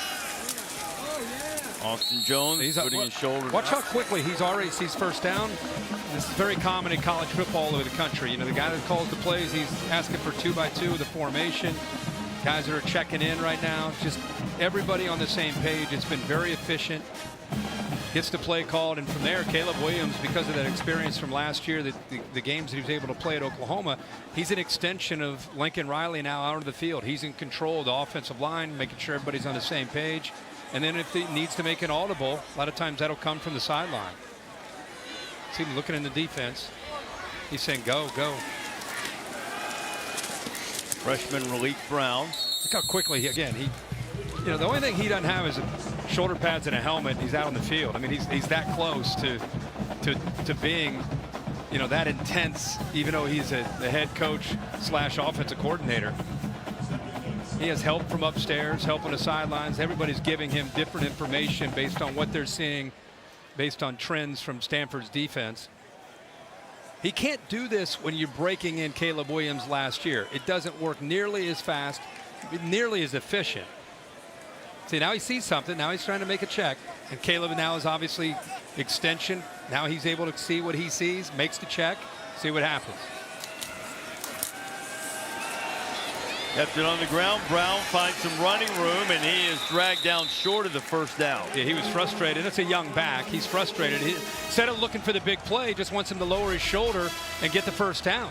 You know, instead of looking to bounce something, and right there, just lower your shoulder right there. See how he kind of slowed down, started to kind of pitter-patter and started to dance? That's why he kind of shrugged his shoulders, saying, hey, just lower your shoulder. Pick up the first down. Now we got 3rd and short. But it's also why he's not in the game now, too. Right. He said Travis Dye back out there. True freshman running back that'll learn from those kind of opportunities, not just tonight, but when they watch that on film. Making progress. He didn't strike the Heisman pose that time. Dye turns the corner, got the first down, but there is a flag that might bring this back. Yeah, there's going to be a holding call on the tight end. McCree, I think, 87 on the edge of that offensive line. Holding, number 74 offense. 10-yard penalty from the previous spot. Still 3rd down. Just a tired offensive line that's played so well. A rare mistake. And as he bounced that to the left, Cortland Fuller, who was on that left side, got called for that, where he hooked the man on the edge. Cortland Ford has been rotating with Bobby Haskins, another transfer from Virginia. Trojan offensive line overall has played well, but after the penalty, they'll back it up. It'll be 3rd down and 12. Lincoln Riley now, he's trying to make sure he sees the coverage that they're in. He's still making the check to Caleb Williams. Now he's yelling at the receivers, helping them with what they're seeing. Williams steps out, still eyes downfield. Now Caleb has a chance to run for the first down, and the flag is going to come for an obvious horse collar tackle from Stephen Herron. Caleb Williams scrambles for just shy of the first down, flag on the play. Personal foul, horse collar tackle, number 15 defense. 15-yard penalty from the end of the run. That's an automatic first down. Well, that's pretty much the training video that they show to show you what a horse collar tackle is. And when you play man-to-man against this offense with this quarterback, if you're a Pac-12 defensive coordinator, you better have somebody, because everybody has their back turned to him, and it's 3rd and long, and he's got the speed to make you pay for that. And then gets the bonus with the horse collar, and he's not hurt, back on the field. Got an even 300 yards passing. You know he's dangerous with his feet. Keeps it again. Caleb, oh, the throwaway, the discard sends Jonathan McGill. May I show you to your seat? he actually misreads this. This is zone read. If this man collapses, you pull. If he stays wide, you give it. Watch what happens here. He comes down, and then he comes out. Completely fooled Caleb Williams, but he has the athletic ability to be able to get around that, but he should have handed it off. Instead, he's got a lot of Cardinal jerseys there chasing him down. I'm kind of glad he didn't. We would have missed that stiff arm discard. You love that. 2nd down and 6. They give to number 6. Austin Jones picks up maybe a yard. 3rd down coming. See what Lincoln has in store here on 3rd down. This drive is taking them forever. Almost 5 minutes on this drive. They've been scoring in a couple minutes. He gets this call in, but he's not done. Lincoln will look and see what Stanford comes out in. See if he likes to call against this look. He's right away. He's gazing into that secondary, looking at the receivers, trying to figure it out. Look at his brains just working. Moves it back into the. Now he's got empty. Makes a little adjustment off of that back going out to the right. Williams complete. That's Jones out of the backfield. Gets away from a couple of tacklers, and he's going to be knocked down really right at the 1st down mark. It kind of gave that punch sign. What he saw was when Austin Jones, a running back, went all the way out to the right, instead of a linebacker following him out, the corner, Caillou Blue Kelly, just bumped out on him. So what he saw was, let's throw the ball with a big running back against a smaller corner, throw that quick hitch, let him catch it, and try to fight to get the 1st down. He wanted that matchup, so he's always looking for a matchup to try to win. That time it was a running back against a corner. Inside 7 minutes in the 3rd quarter, Williams back to work. Caleb being chased by Bailey, gets away from him, and Williams will step out of bounds at the 35. You know, one of the reasons Caleb Williams went to USC, he said he didn't want to be a freshman again, didn't want to relearn things. To your point about how well he knows what Riley wants. Yeah. The only thing that can really hurt him with that knowledge is when receivers fall. And two of his receivers, that's one way to stop them. We figured it out. When they fall, we got a shot to slow them down. That time, both of his targets went down. Back in the day, Notre Dame used to be accused of growing the grass really high. Maybe now what you do is water things down and make it slippery. Yeah.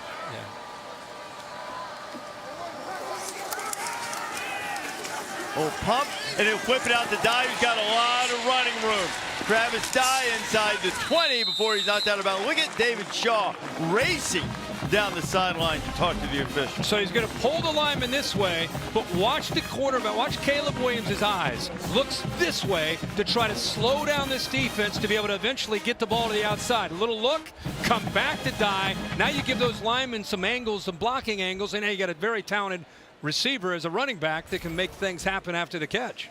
I think what David wanted called was Terrell Bynum on the hold downfield. Yeah. But that might also be a little bit of frustration for being unable to slow down this Trojan offense.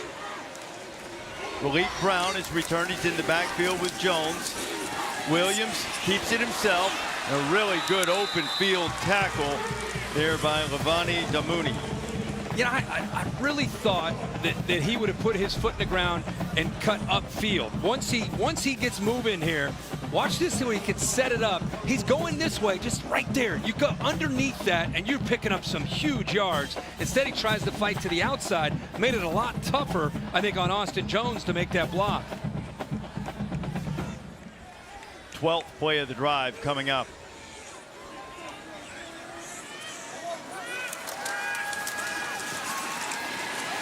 Williams firing toward the end zone. He was looking for Mario Williams. It'll be 3rd and 9.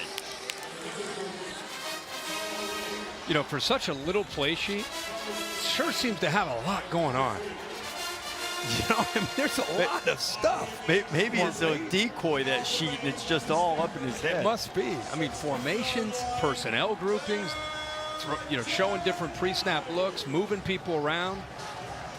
Everything happening so fast. Just such a good mixture that they have working for him tonight.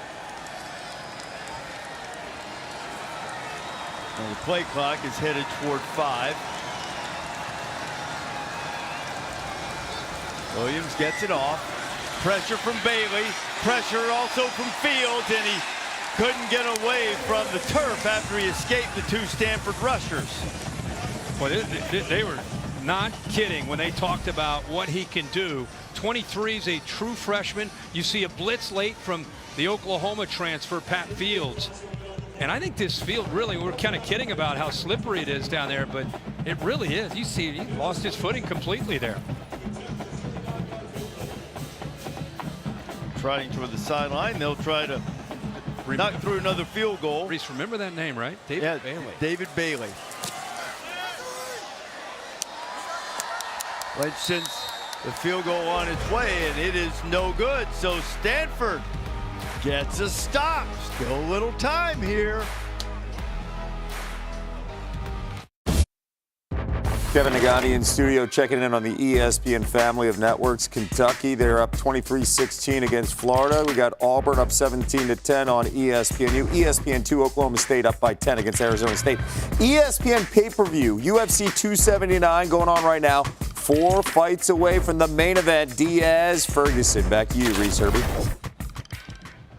All right, Kevin, we'll be looking forward to UFC 279. The main event a little bit coming up in a while. E.J. Smith is back on the field for Stanford at running back. That's a pretty good company E.J.'s keeping. Had a rushing touchdown and receiving touchdown the first half. First Stanford player to do it since Christian McCaffrey in 2016. He had a catch out of the backfield. That one got on him quickly as we check in with Holly. Well, guys, E.J. Smith of Stanford ran to the locker room with about 5 minutes left in the first half, and then he came out later than the team. They've run him through a series of drills on the sideline, trying to protect the ball, seeing if he has upper body strength. Stanford doesn't give out injury information, but it does appear to be something with his upper body, but he is available, and as you said, coming back in, see if he can go. All right, Holly, McKee fires it incomplete.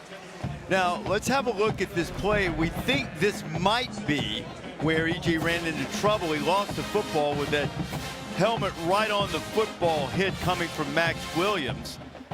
One of the red zone turnovers for the Cardinals tonight. And then after that, those are the drills Holly was talking about to see if he could protect the ball. Went into the locker room, came out, started to do these drills on a sideline. Must have passed all the tests. Good to see him back out on the field. He's had a great night. 91 yards on 18 carries so far. McKee almost got hit in the back. He throws a backward pass to Smith, and there are a lot of Trojans there to stop him. And the ball went on the ground again. SC picks it up, and they take it into the end zone. That is Jacoby Covington, and it's a scoop and score if it stands.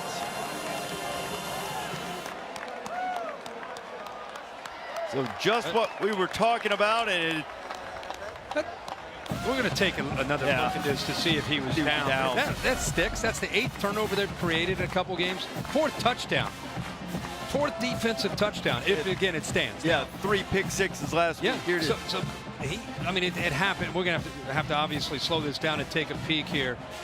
It happens just as he's going to the ground. The ball comes out. Did that knee touch, or was the ball ruling out? on the field is a fumble recovered by the defense for a touchdown.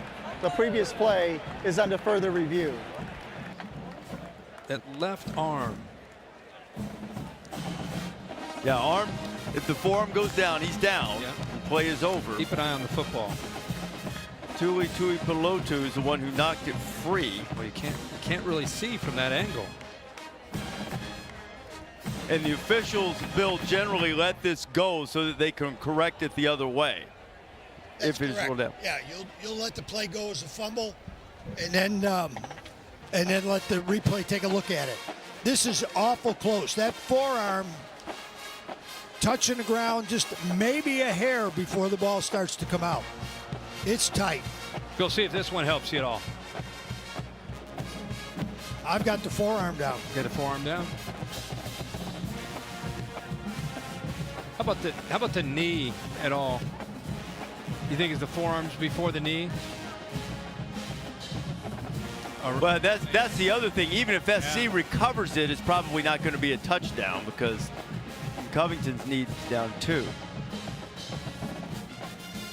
So I think no matter what they rule, it's not going to be a touchdown. The question is whether it's going to be SC's ball or Stanford's ball. Bill, would you agree with that? Right, because all aspects of the play are going to be reviewable. Whether it was the first situation with the fumble or down, or if it is a fumble, the recovery was done with the knee down on the ground. You know the term, indisputable video evidence, be required to overturn the call. But Alex Grinch, the USC defensive coordinator, said at a minimum, he wants to force 24 turnovers this year. They are well ahead of that pace. If this holds 8 in 2 games. Got their first fumble recovery earlier tonight when Smith had the ball loose on the play we showed you just a moment ago. See if they have another fumble recovery to go with a bevy of interceptions. Now, Bill, I haven't been a referee in a national championship game like you have, but even if that's a fumble, I've got Covington down on the recovery. No question. I'd say the first part of the play, it's not indisputable video evidence, so they'll go with the fumble, but they definitely have the knee down. No return on that. But you say no return, and the defense would like to get the score, but setting up Caleb Williams in this Trojan offense with that kind of field position. Almost like handing them points anyway. They're taking a long look at this. After review, the ball was fumbled by the offense and recovered by number 14 with his knee down on the ground. The ball will be placed at the 29-yard line. First down, USC. Well done, Bill Lamagna, all over it, as always. So it is another turnover forced by this USC defense. They'll have a chance to add to their lead when you come back. Sunday night baseball, Giants and Cubs that finish up a 3-game series at Wrigley. Special time for the start, 8 Eastern, 5 Pacific, ESPN, ESPN Deportes, and ESPN Radio. Coverage begins at 7 Eastern with baseball tonight. Sunday night countdown. Dejected E.J. Smith as David Shaw goes over to speak to him. You wonder if with the ball security issues, if his night might be done. A little option pitch to relief Brown, and the speedy freshman is ushered out of bounds. Yeah, they have 3 really good backs. Travis Dye, who's played so much football in the Pac-12. Obviously, Austin Jones. We've seen a lot of them both, 26 and 6. And now you have this chance. We saw him last week, Relief Brown, but they say of all these backs that they have, he's the game breaker. I mean, he can find a little bit of a crease and take it to the house every time he touches the ball. Now they actually put Dye and Jones in the backfield together. There's a lot of veteran pigskin toting in that backfield from the Pac-12 with those 2 fellas as Dye gets it and a couple of yards short of the first down. So now USC is just sort of grinding away here. Lincoln consulting the tiny play sheet. Stanford feels as if it's had a lot of chances tonight to stay in this game, but the miscues, the turnovers, you talked earlier, Kirk, about the Trojans forcing 8 turnovers. Stanford has now given that number away in 2 games.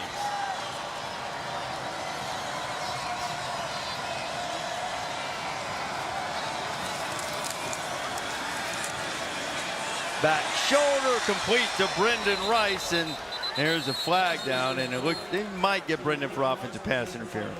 Yeah, a little push at the top of the route. Pushed off, that's why he got the separation. Pass interference, offense number 2. 15-yard penalty from the previous spot. Replay, 3rd down. Yeah, I mean, he's in good position, and right at the end, that right hand extends, pushing away the defender, and the official right on top of it. So instead of having the ball right on the doorstep, Trojans will be backed up for this 3rd and long. We do have Salim Turner Muhammad, who was the one who was discarded on that offensive pass interference. So Ethan Bonner, normal starter at cornerback, is out there at the top of the screen. Jerry Rice and Ronnie Lott talking it over from the receiver defensive back perspective, I'm sure.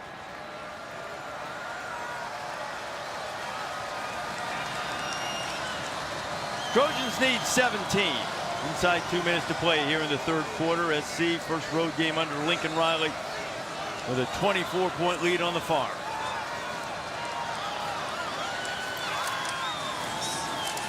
Travis Dye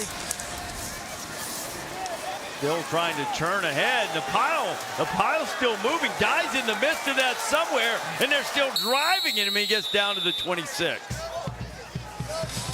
Hey, trust me again. For a group that was questioned when they came in, they have shown themselves tonight. I mean, watch this. Just keep an eye on these guys. Watch the right tackle getting downfield. Look at him push these people. Look at him pushing these Stanford people around. And I mean, this is something we've seen all night. Downfield with extra push, extra drive, just accepting the challenges from these coaches, wondering if they had the toughness to go up against Stanford. Okay, the youngster Lynch is 1 for 2 on the night, and now you can make him 2 for 3. He knocks through the 42-yard attempt. He made one earlier from 45, and the Trojan lead stretches out to 41-14. A familiar refrain is "Fight on for old SC" is echoing through Stanford Stadium.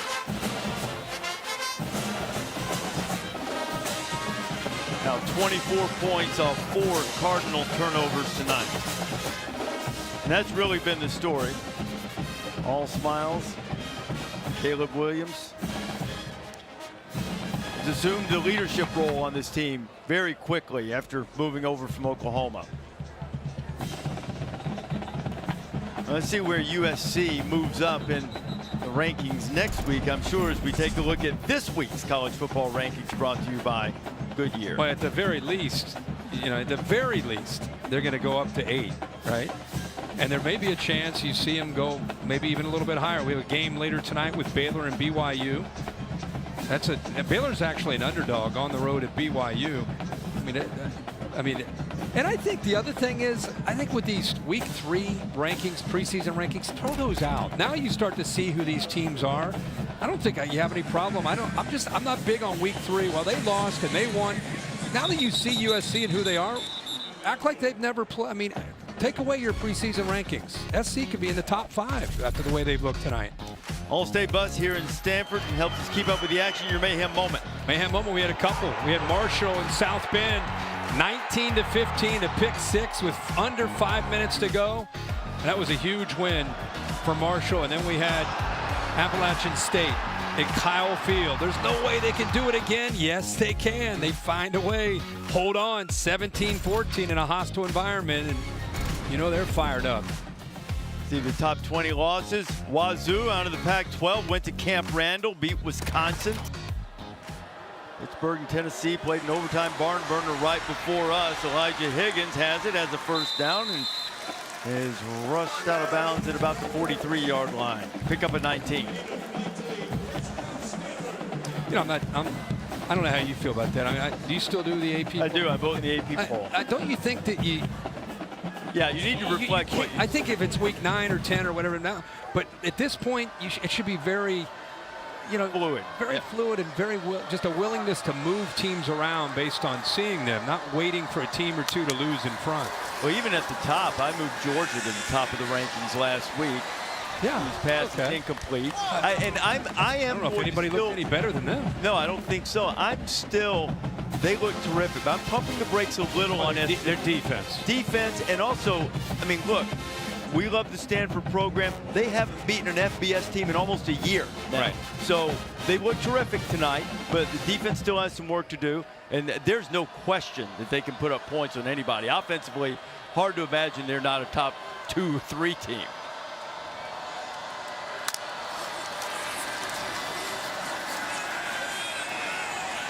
McKee can't find anybody to throw it to, and he's chased out of bounds by Eric Gentry.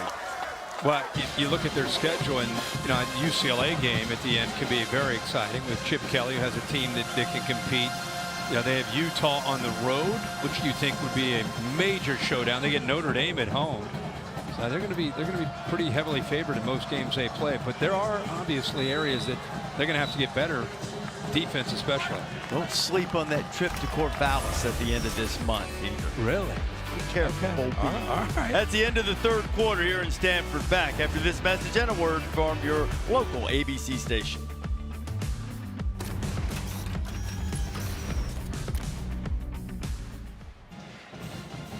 Welcome back. Saturday Night Football on ABC, presented by Capital One. USC up 41-14 on Stanford. Stanford's moved the ball well, really crushed themselves with turnovers tonight, 4 of them.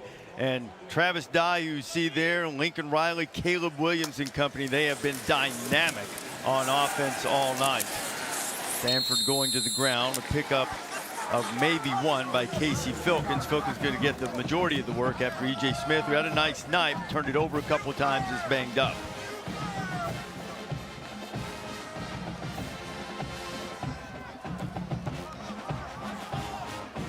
Ball sitting right at midfield, 4th down, and you're down by this much. There's really no choice to make, as David Shaw will try to move the chains, keep that offense on the field. Oh, Ashton Daniels is in at quarterback, and he takes the snap. Good running threat, and he hands it off, and it's a first down for Stanford. Yeah, that's why they brought him in, is just that running threat. Try to hold the edge of the defense, prevent them from collapsing down on the ball carrier, Filkins, and it works. Has enough room there. Line does a nice job. Pick up that first down, but that's why he came in. McKee returns. Highly touted quarterback prospect. Spent 2 years on a Mormon mission, sort of finding his way in his second season as a starter for the Cardinal. And Kai Blackman is going to be called for interference against Bryson Tremaine. Well, he's been grabbing jerseys. Literally every time they've thrown to him, I think he's gotten away with more than he's been called for. He's been called Pass a few interference. times. Number 6, defense. 15-yard penalty from the previous spot. That's an automatic. First down. You know, they keep going after him because they like these matchups, inside release, and watch the jersey grab. On the other side, the left hand, he grabs onto it. They've been pretty lenient, really. I mean, they've been letting him play. Stanford has big physical receivers, 6'3", 6'4". They don't have blazing speed. They have to beat you with size, physicality. There's the third PI that's been called on Blackman tonight. A short completion, short of the first down as we go to Holly. Well, Stanford's quarterback Tanner McKee's had an intriguing life. At 16 years old, he had a melanoma diagnosis on his skull. He had to undergo a surgery, which is very major. He had to sign a release at one of the lymph nodes in his neck that they surgically removed. If it impaired his nerves, he wouldn't blame the hospital because it could impair his throwing motion. This young man's been through a lot. Holly has, and we were delighted to hear in talking to Tanner this week that he is, in good shape. He goes in for the yearly checkups, but you see in 2016 as a high school sophomore what he went through to make sure that melanoma didn't spread. And we're grateful that he's able to play, but that's why you always see him wearing long sleeves, wearing the socks up, says he's diligent about the sunscreen. Tanner just got married. He's a competitive dude. He and his wife were always throwing the ball around and stuff in the house. Well, Gentry was down, and you could hear him yelling, but gets back up. What a mature guy. When you go through so many life experiences like that and you're challenged, just talking to him, it was like talking to almost like an NFL quarterback. He has such maturity about him.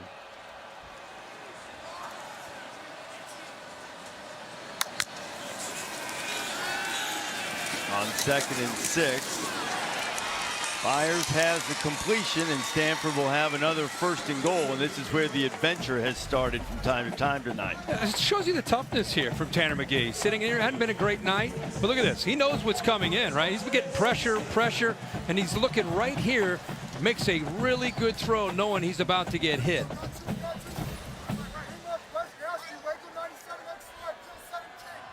And McKee's thrown for 179 yards, couple of interceptions. One of them tipped on the first drive, another one thrown on 4th and goal into the end zone.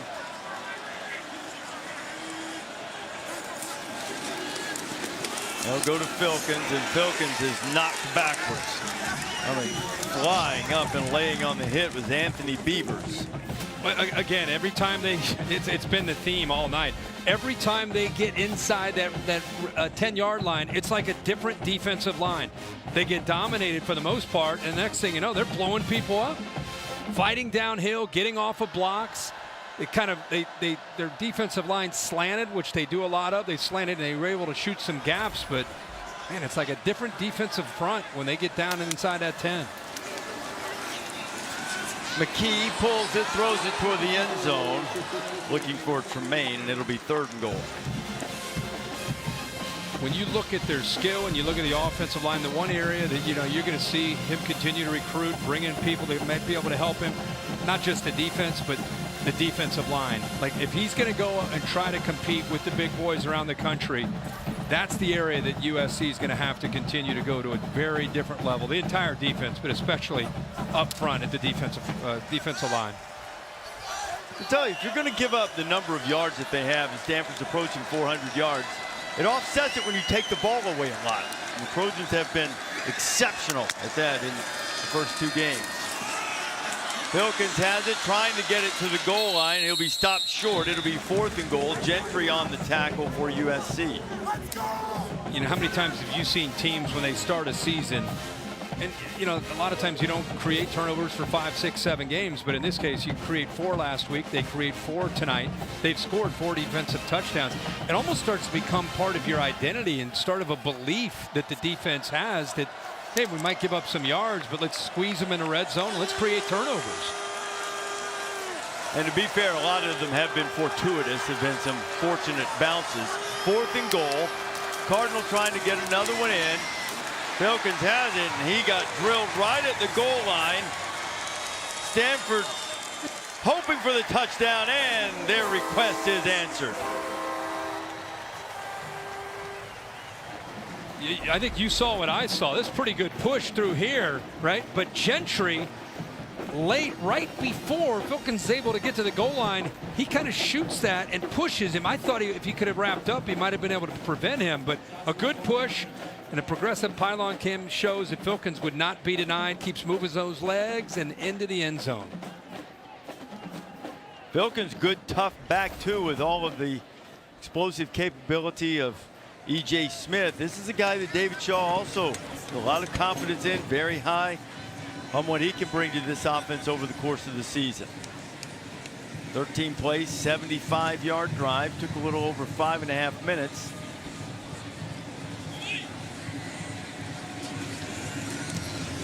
And the lead is down to 20. Stanford needs quick stop, ball back, quick score, unless the tree is going to get chopped down. Check this out, RB Studio update to Buffalo. Tie game, final play, Holy Cross's Matthew Sluka. The Hail Mary, look at the time. No one knocks it down for Buffalo. Jalen Coker answers the prayers for the Crusaders. How about that? Holy Cross beating Buffalo 37-31. Reese, Herbie, back to you. Doing it for Gordy Lockbaum. Wasn't he the Holy Cross star back in the day? Yeah, sure was. How about that? I think we need a Kentucky. Did he give us a Kentucky update yet? The final there? I think they won in the Swamp. Yeah, I think they stumbled into a win there, didn't it? Yeah. Superdog on I did everything I could. This morning. Everything I could. Oh, you were coaching. You were saying, they're not tough enough. Not tough. Challenge him. Well, let's talk about what Caleb Williams has done. It's been a big night, especially in the first half, just doing so many different things, looking like a shortstop there, rotational throwing, get the ball out to Jordan Addison. He just is so comfortable in this scheme. A big part of the reason he said he didn't want to go to a different coach or a different school, he didn't want to learn a new offense and have to start all over. You can see what Travis Dye has done, Jordan Addison.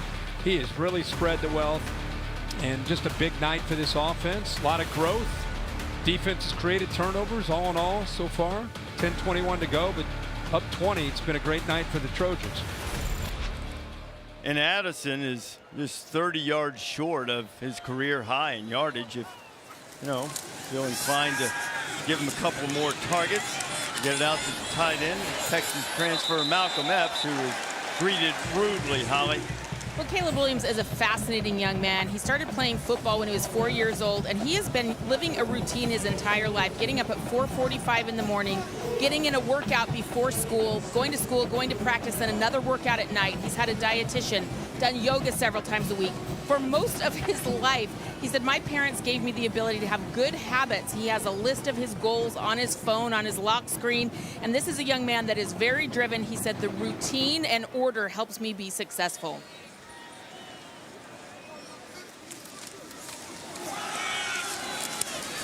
Travis Dye with a first down run. You know, Holly, I found it interesting. I know you had a chance to sit down and speak with him this week, that he said to you, he doesn't want to just be a great player for this offense.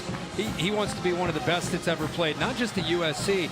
He said he wants a seat at the table, like as one of the best that's ever played the position. And when you listen to what Holly just said as far as his sacrifice and the work ethic and what he does, how much he loves the game. He is constantly doing something almost every minute of the day to get better at his craft. So the dedication is there, the talent is there, the mind is there.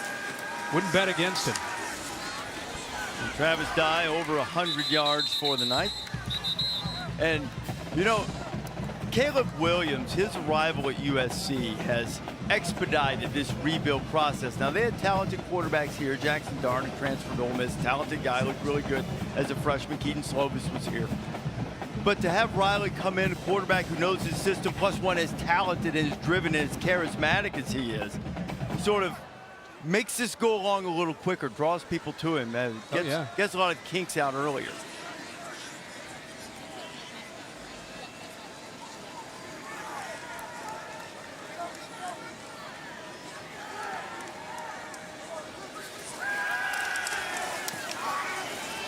Williams going to fire one up for Mario Williams.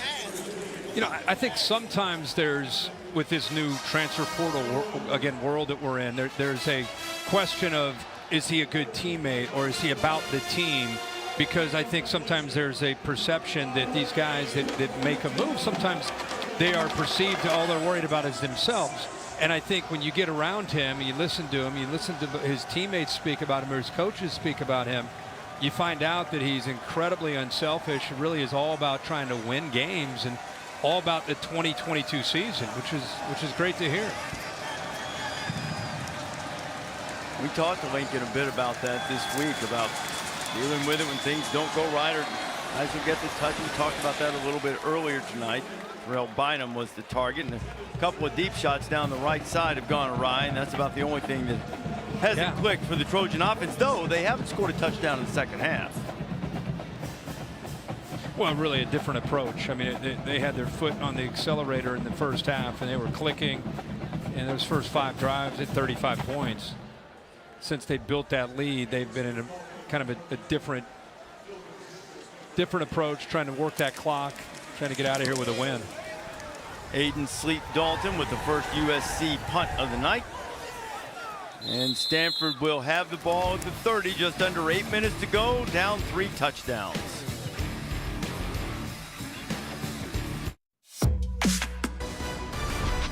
Saturday Night Football on ABC is presented by Capital One. What's in your wallet?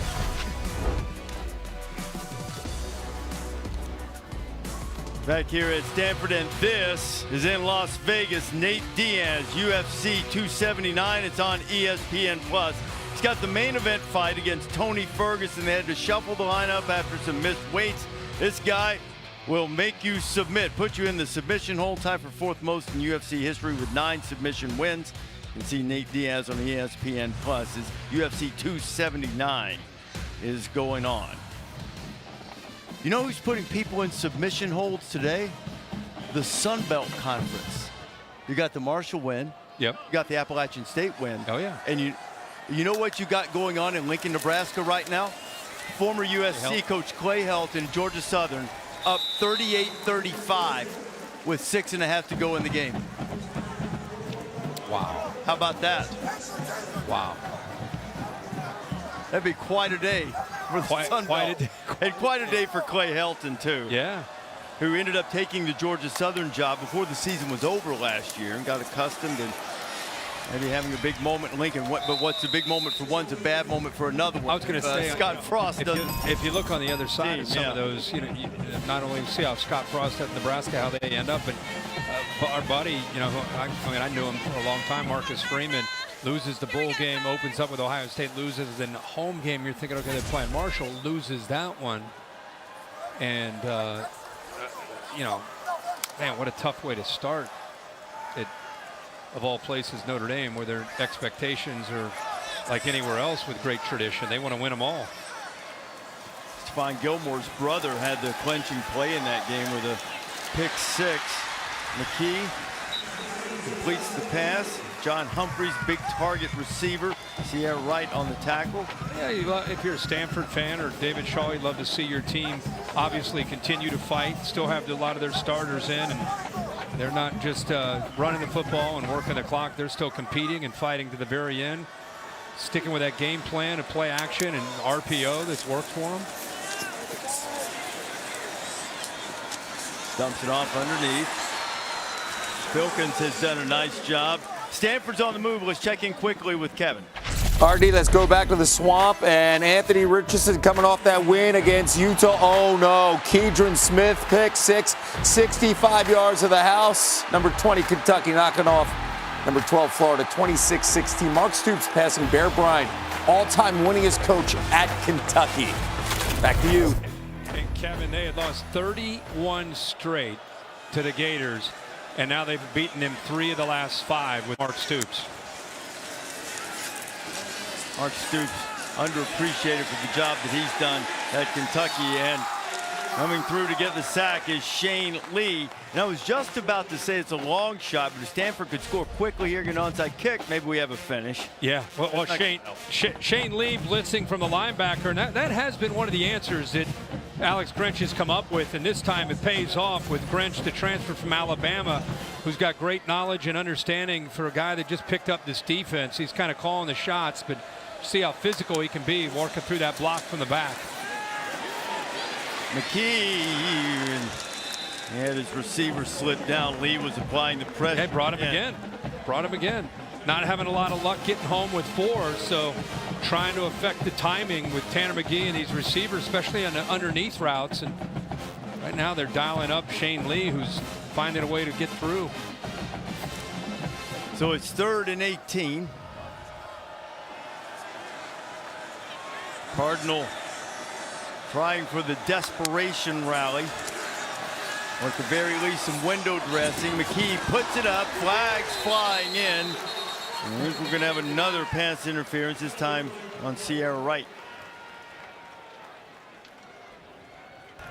Pass interference, number 22, defense. 15-yard penalty from the previous spot. It's an automatic first down. Yeah, 4th time now that's been called on them. One of the frustrating things, it's the size advantage. It's not the speed, but the ball being thrown up higher, and he's got maybe just a little bit of a step, but pretty much in phase.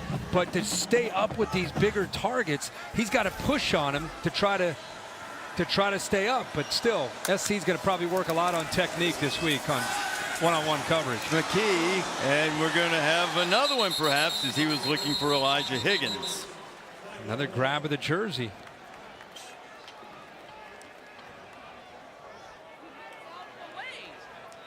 Rick Pitino in basketball used to say, you can push and grab, they can't call all of them. I'm testing that theory right now.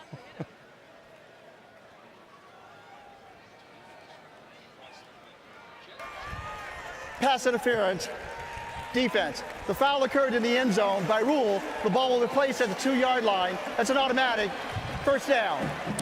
You see Jalen Smith, he grabs a hold of the jersey off to the left of your screen. Once he starts to work over across the middle, he just grabs onto that jersey. Official right in front of him. Back-to-back PIs. Been 6 of them tonight, Kirk, against the Trojans. And McKee sneaks it forward, finds his way into the end zone for the Stanford touchdown.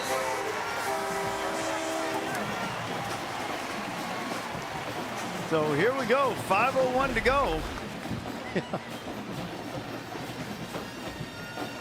It's kind of a It's a delay. Yeah, just like, oh, you're going to give me that? Oh, all right, I'll take it over the left side. Protects the football. Nobody there. Pretty easy. One of the officials, I don't know if he lost his view there or what. I don't know. It looked like he was coming in to mark the ball. Yeah, I know it. It's been a long night for him, too. Okay, look, there's 5 minutes to go. Stanford's got 3 timeouts, and maybe is it too early for an onside kick here? Never. I don't think so. Fun Saturday night on the ESPN family of networks. Over on ESPN, top 25 showdown in Provo. BYU up 3-0 against Baylor late in the first. ESPN pay-per-view UFC 279. 3 fights away from the main event. Diaz and Ferguson. Back to you, Artie and Herbie. All right, Kevin, it looked for a minute there, and it may still be the case that USC had stopped this fight on cuts, but Stanford not yet submitting. We're going to try an onside kick here, at least lining up for one. It's over 5 minutes to play, and just scored a touchdown to cut it to 13. There's the kick, and it hits a Stanford player before it travels required 10 yards.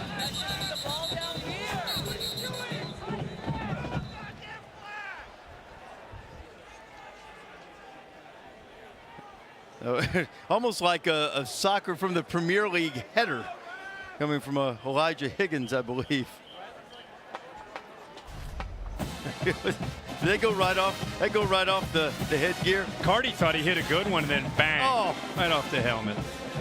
About 7 yards. Didn't quite get the 10 yards. Trying to make a Roy Kent, Jamie Tart type play. Ted Lasso fame. Have you seen the second season of that? I have not seen. I've seen the second season. Good? Yeah. First season was great. It was tremendous. I need to dial that up, right? Knock that out. Yeah, I think I have plenty of time. Yeah, you've got all kinds of time coming up here too. If there's a football game, Kirk will be there calling it. I think January 12th, I'll start dialing that in to watch that. We'll make a list for you. That'd be great. You can do in your spare time. That's when you start hooping, right? Yeah, I do. January 12th. We'll make some time. Also, we may. I don't want to give anything away because nothing's settled yet. I don't think. We may have a little surprise for College Game Day next week too, after some plans got turned upside down with the results today. There's Austin Jones getting the catch. This was a wild Saturday, an entertaining one, and more to come next week. Georgia goes on the road to South Carolina. That's right after College Game Day. Mississippi State and LSU, and then Miami and Texas A&M. Aggies will probably be in a foul mood by the time Mario Cristobal and the Canes roll in, and that'll really be, even though Miami had to fight with Southern Mississippi for a while today, that's really, even in the Aggies' current state, the Canes' first test under Cristobal. Even though A&M lost today, you know, like you said, they're gonna show up and play a much cleaner game next week, and I think that's still a good showdown between those two teams. Here's the other thing too is, I mean, Appalachian State really close to being 2-0 with a win over North Carolina too. If a guy doesn't kind of stumble on a 2-point conversion, they probably win that wild game. Scored 40 points. Any team that scores 40 points in a fourth quarter, whether you win or lose. How many times? I couldn't believe you cited the last time that had happened. I didn't think it ever has happened. I never heard of that. Bear probably knows which year. I've forgotten the year now, but Houston beat Tulsa 100-6, and they scored 40 in the fourth quarter. In the fourth quarter? Yeah, fourth quarter. That's what our research people. Yep. Yeah, Bears thinking 90-91 with John Jenkins. Klingler? Probably right.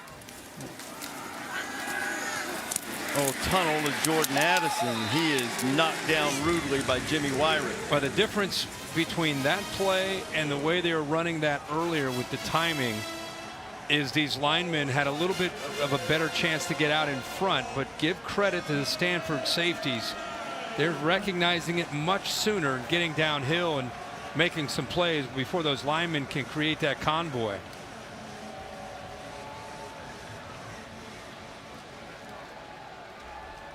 I'm getting word right now, news is breaking that I think we've released where we're going. Oh, good. I'm excited to find out. I didn't.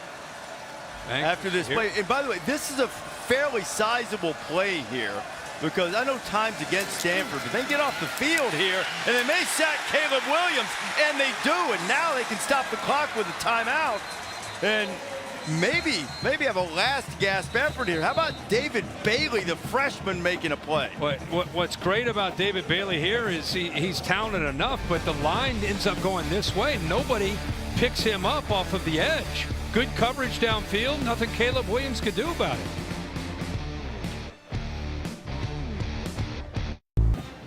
Well, David Shaw might believe in miracles. Give us a little finish here. Stanford about to get the ball back with under a minute to go in the third quarter, down 41-14. Popped in a couple of touchdowns, just sacked Caleb Williams, and they're about to get the ball back. Still a couple of timeouts left. Now they'll have to move quickly.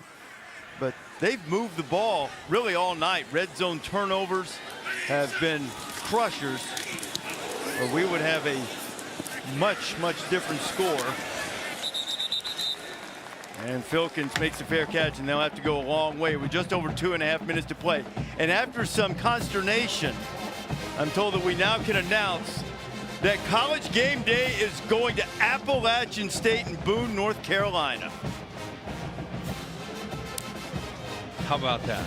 We looked like we were headed possibly to Kyle Field, College Station, right? That's right. So if everything would have played out the way you think, but that's what's great about college football and great about game days, you improvise and adjust. Some upsets happen. Who's next on the board? What a great story Appalachian State's been. We're off to Boone. They've got a huge upset and one of the most talked about games of the season in the Carolina game. And how about the Mountaineers going into Kyle Field, I'm sure collecting a big paycheck, getting a win, and stealing game day. Look at all. I think it's great. Good for them. You think their fans will be ready?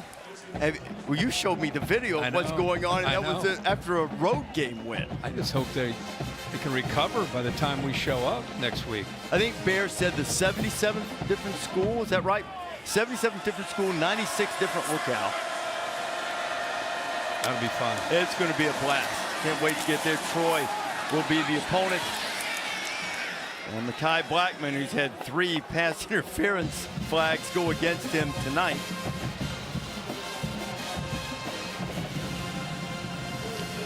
He's on the coverage on that one. Just over 2 minutes to play. Stanford has to get it down the field quickly. He's a talented young man, but I think you're going to see he's going to find the other offensive coordinators and quarterbacks with receivers that can attack. If they're going to leave him on an island, people are going to go after him, try to beat him or get the interference call. They had to get the first down to keep the drive alive. Clock will stop momentarily while the chains move. As Filkins a lot of get up to 19. A lot of room to run, expecting to throw, and Filkins can accelerate and get upfield in a hurry. He's able to stop that clock with the first down. Here's McKee, has to get it to Filkins. He'd be wide to head to the sideline, but he doesn't do it. Sierra right in the stop. A lot of anxious folks here at 41-28, minute 40 to go here. Stanford's still fighting to stay in this game. Are some rooting for a pick 6 here? Certainly many others, depending on what their interest might be. Just wanting to make sure Stanford doesn't score. And there he is, Tuli Peloto, who's had a really terrific night, comes up with a sack. Boy, great to see him. Just a true USC Trojan. You know, this team has talked about so much about transfer portal, and he's a young man that he's a Trojan. And, you know, he's stuck through it. And they've said the guys that are still on this team, they're all buying in with a great amount of hunger, and nobody represents that more than him. A 3-star recruit. They move him around now as this defense is trying to take shape under Alex Grinch. Now inside a minute to go on 4th down and 13. With Tuli Peloto, it's guys like that, though, that can really help with this team this year, you know, because what it means to be a Trojan. 4th and 13. McKee getting pressured, and down he goes again. Solomon Byrd applying pressure. He's been in the backfield several times tonight. And USC, who came in having lost 4 of their last 5 trips here, will come out with a victory. Yeah, he's just kind of sitting and waiting. You know, we talked about how you got to keep eyes on McGee. He's sitting there initially concerned about the back. Filkins coming out of the backfield, then realizes, hey, I'm going. I'm going to shoot them and come up with try to come up with a sack, and he's able to get there. The Trojans will have to snap it one time. 27 seconds remaining, and they will start 2-0. Haven't gotten out of the month of September unblemished, as the Bear told us earlier, since 2010. Certainly USC has shown immense firepower tonight. Caleb Williams takes a knee, and that's going to be the final play of the game. A 41-28 road victory for Lincoln Riley and the Trojans. All in all, a huge success for Lincoln Riley. First time they've been on the road since he's been the head coach, and a chance to really show the country who they're capable of being. Their first 5 possessions, touchdowns, all touchdowns for a big lead. This is, I think they sent a message to the Pac-12 into the country. 41-28 the score. We go down to Holly Rowe, who's with Lincoln Riley. Coach Riley needs to hug his former player, Patrick Fields, right now, who transferred here from Oklahoma to Stanford, and a special moment as he has some words with Patrick for a moment.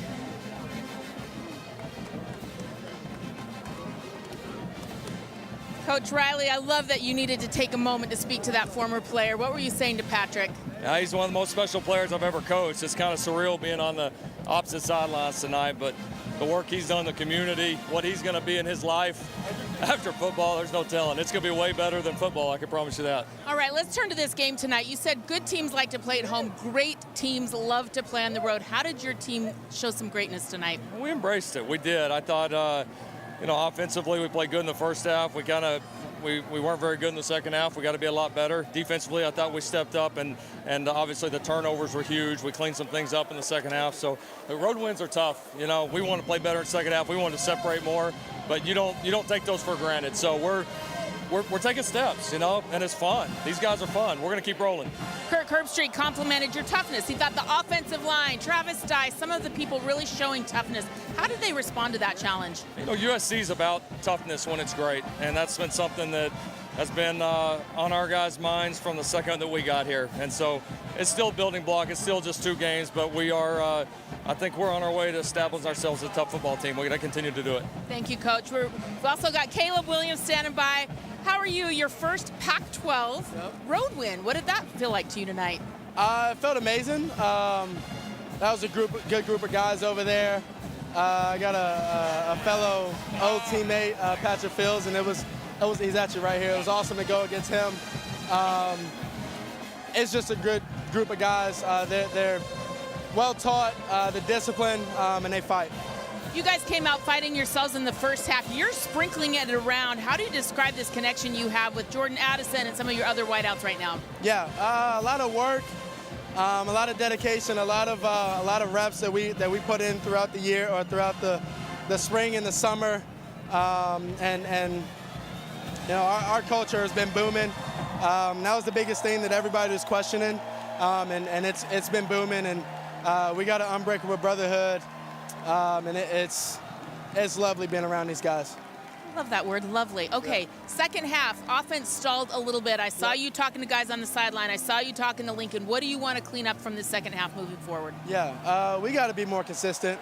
We were up. We got to have a 0-on-0 mentality because, you know, we come out second half and they can put up the same amount of points as we did in the first half, and we'll lose that game. And so we got to come out with a 0-0. The game just started or restarted when we come back out, and we gotta make sure that we fight just like we did in the first half.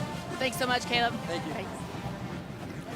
Another word he used that was close to one he used to use a lot was boom in, close to boomer. And you would call this guy the potential face of college football when he played for the Sooners last year. And it looks like nothing would change that opinion based on what we've seen so far this season. Yeah, I just think that this was a night for all of us. You know, it's only week 2 in college football, and we're all starting to learn about teams, not just USC and Stanford, but all these teams that we're watching, because we're all kind of expecting to see what we thought based on what we've read or people we've talked to. Now we have results. And USC, to me, is a team, we're not going to overreact and say put them in a playoff, but they're really good. They're very fast. They have a quarterback that understands the scheme, and they're going to have to get better on defense to make a serious run. But there's a lot to build on right now for Lincoln Riley with this club. That offense is dangerous. Caleb Williams is learning that fight on for sure. Final score from Stanford tonight, USC 41, Stanford 28. Our game produced by Bill Bunnell and directed by Mike Roy, both extraordinary talents, and our entire ABC crew just exceptional tonight. Lincoln Riley, first road test in the Pac-12, passes it easily. Now except on the West Coast. Stay tuned for your late local news. For Kirk Hawley and our entire crew, I'm Reese Davis. Good night from Stanford.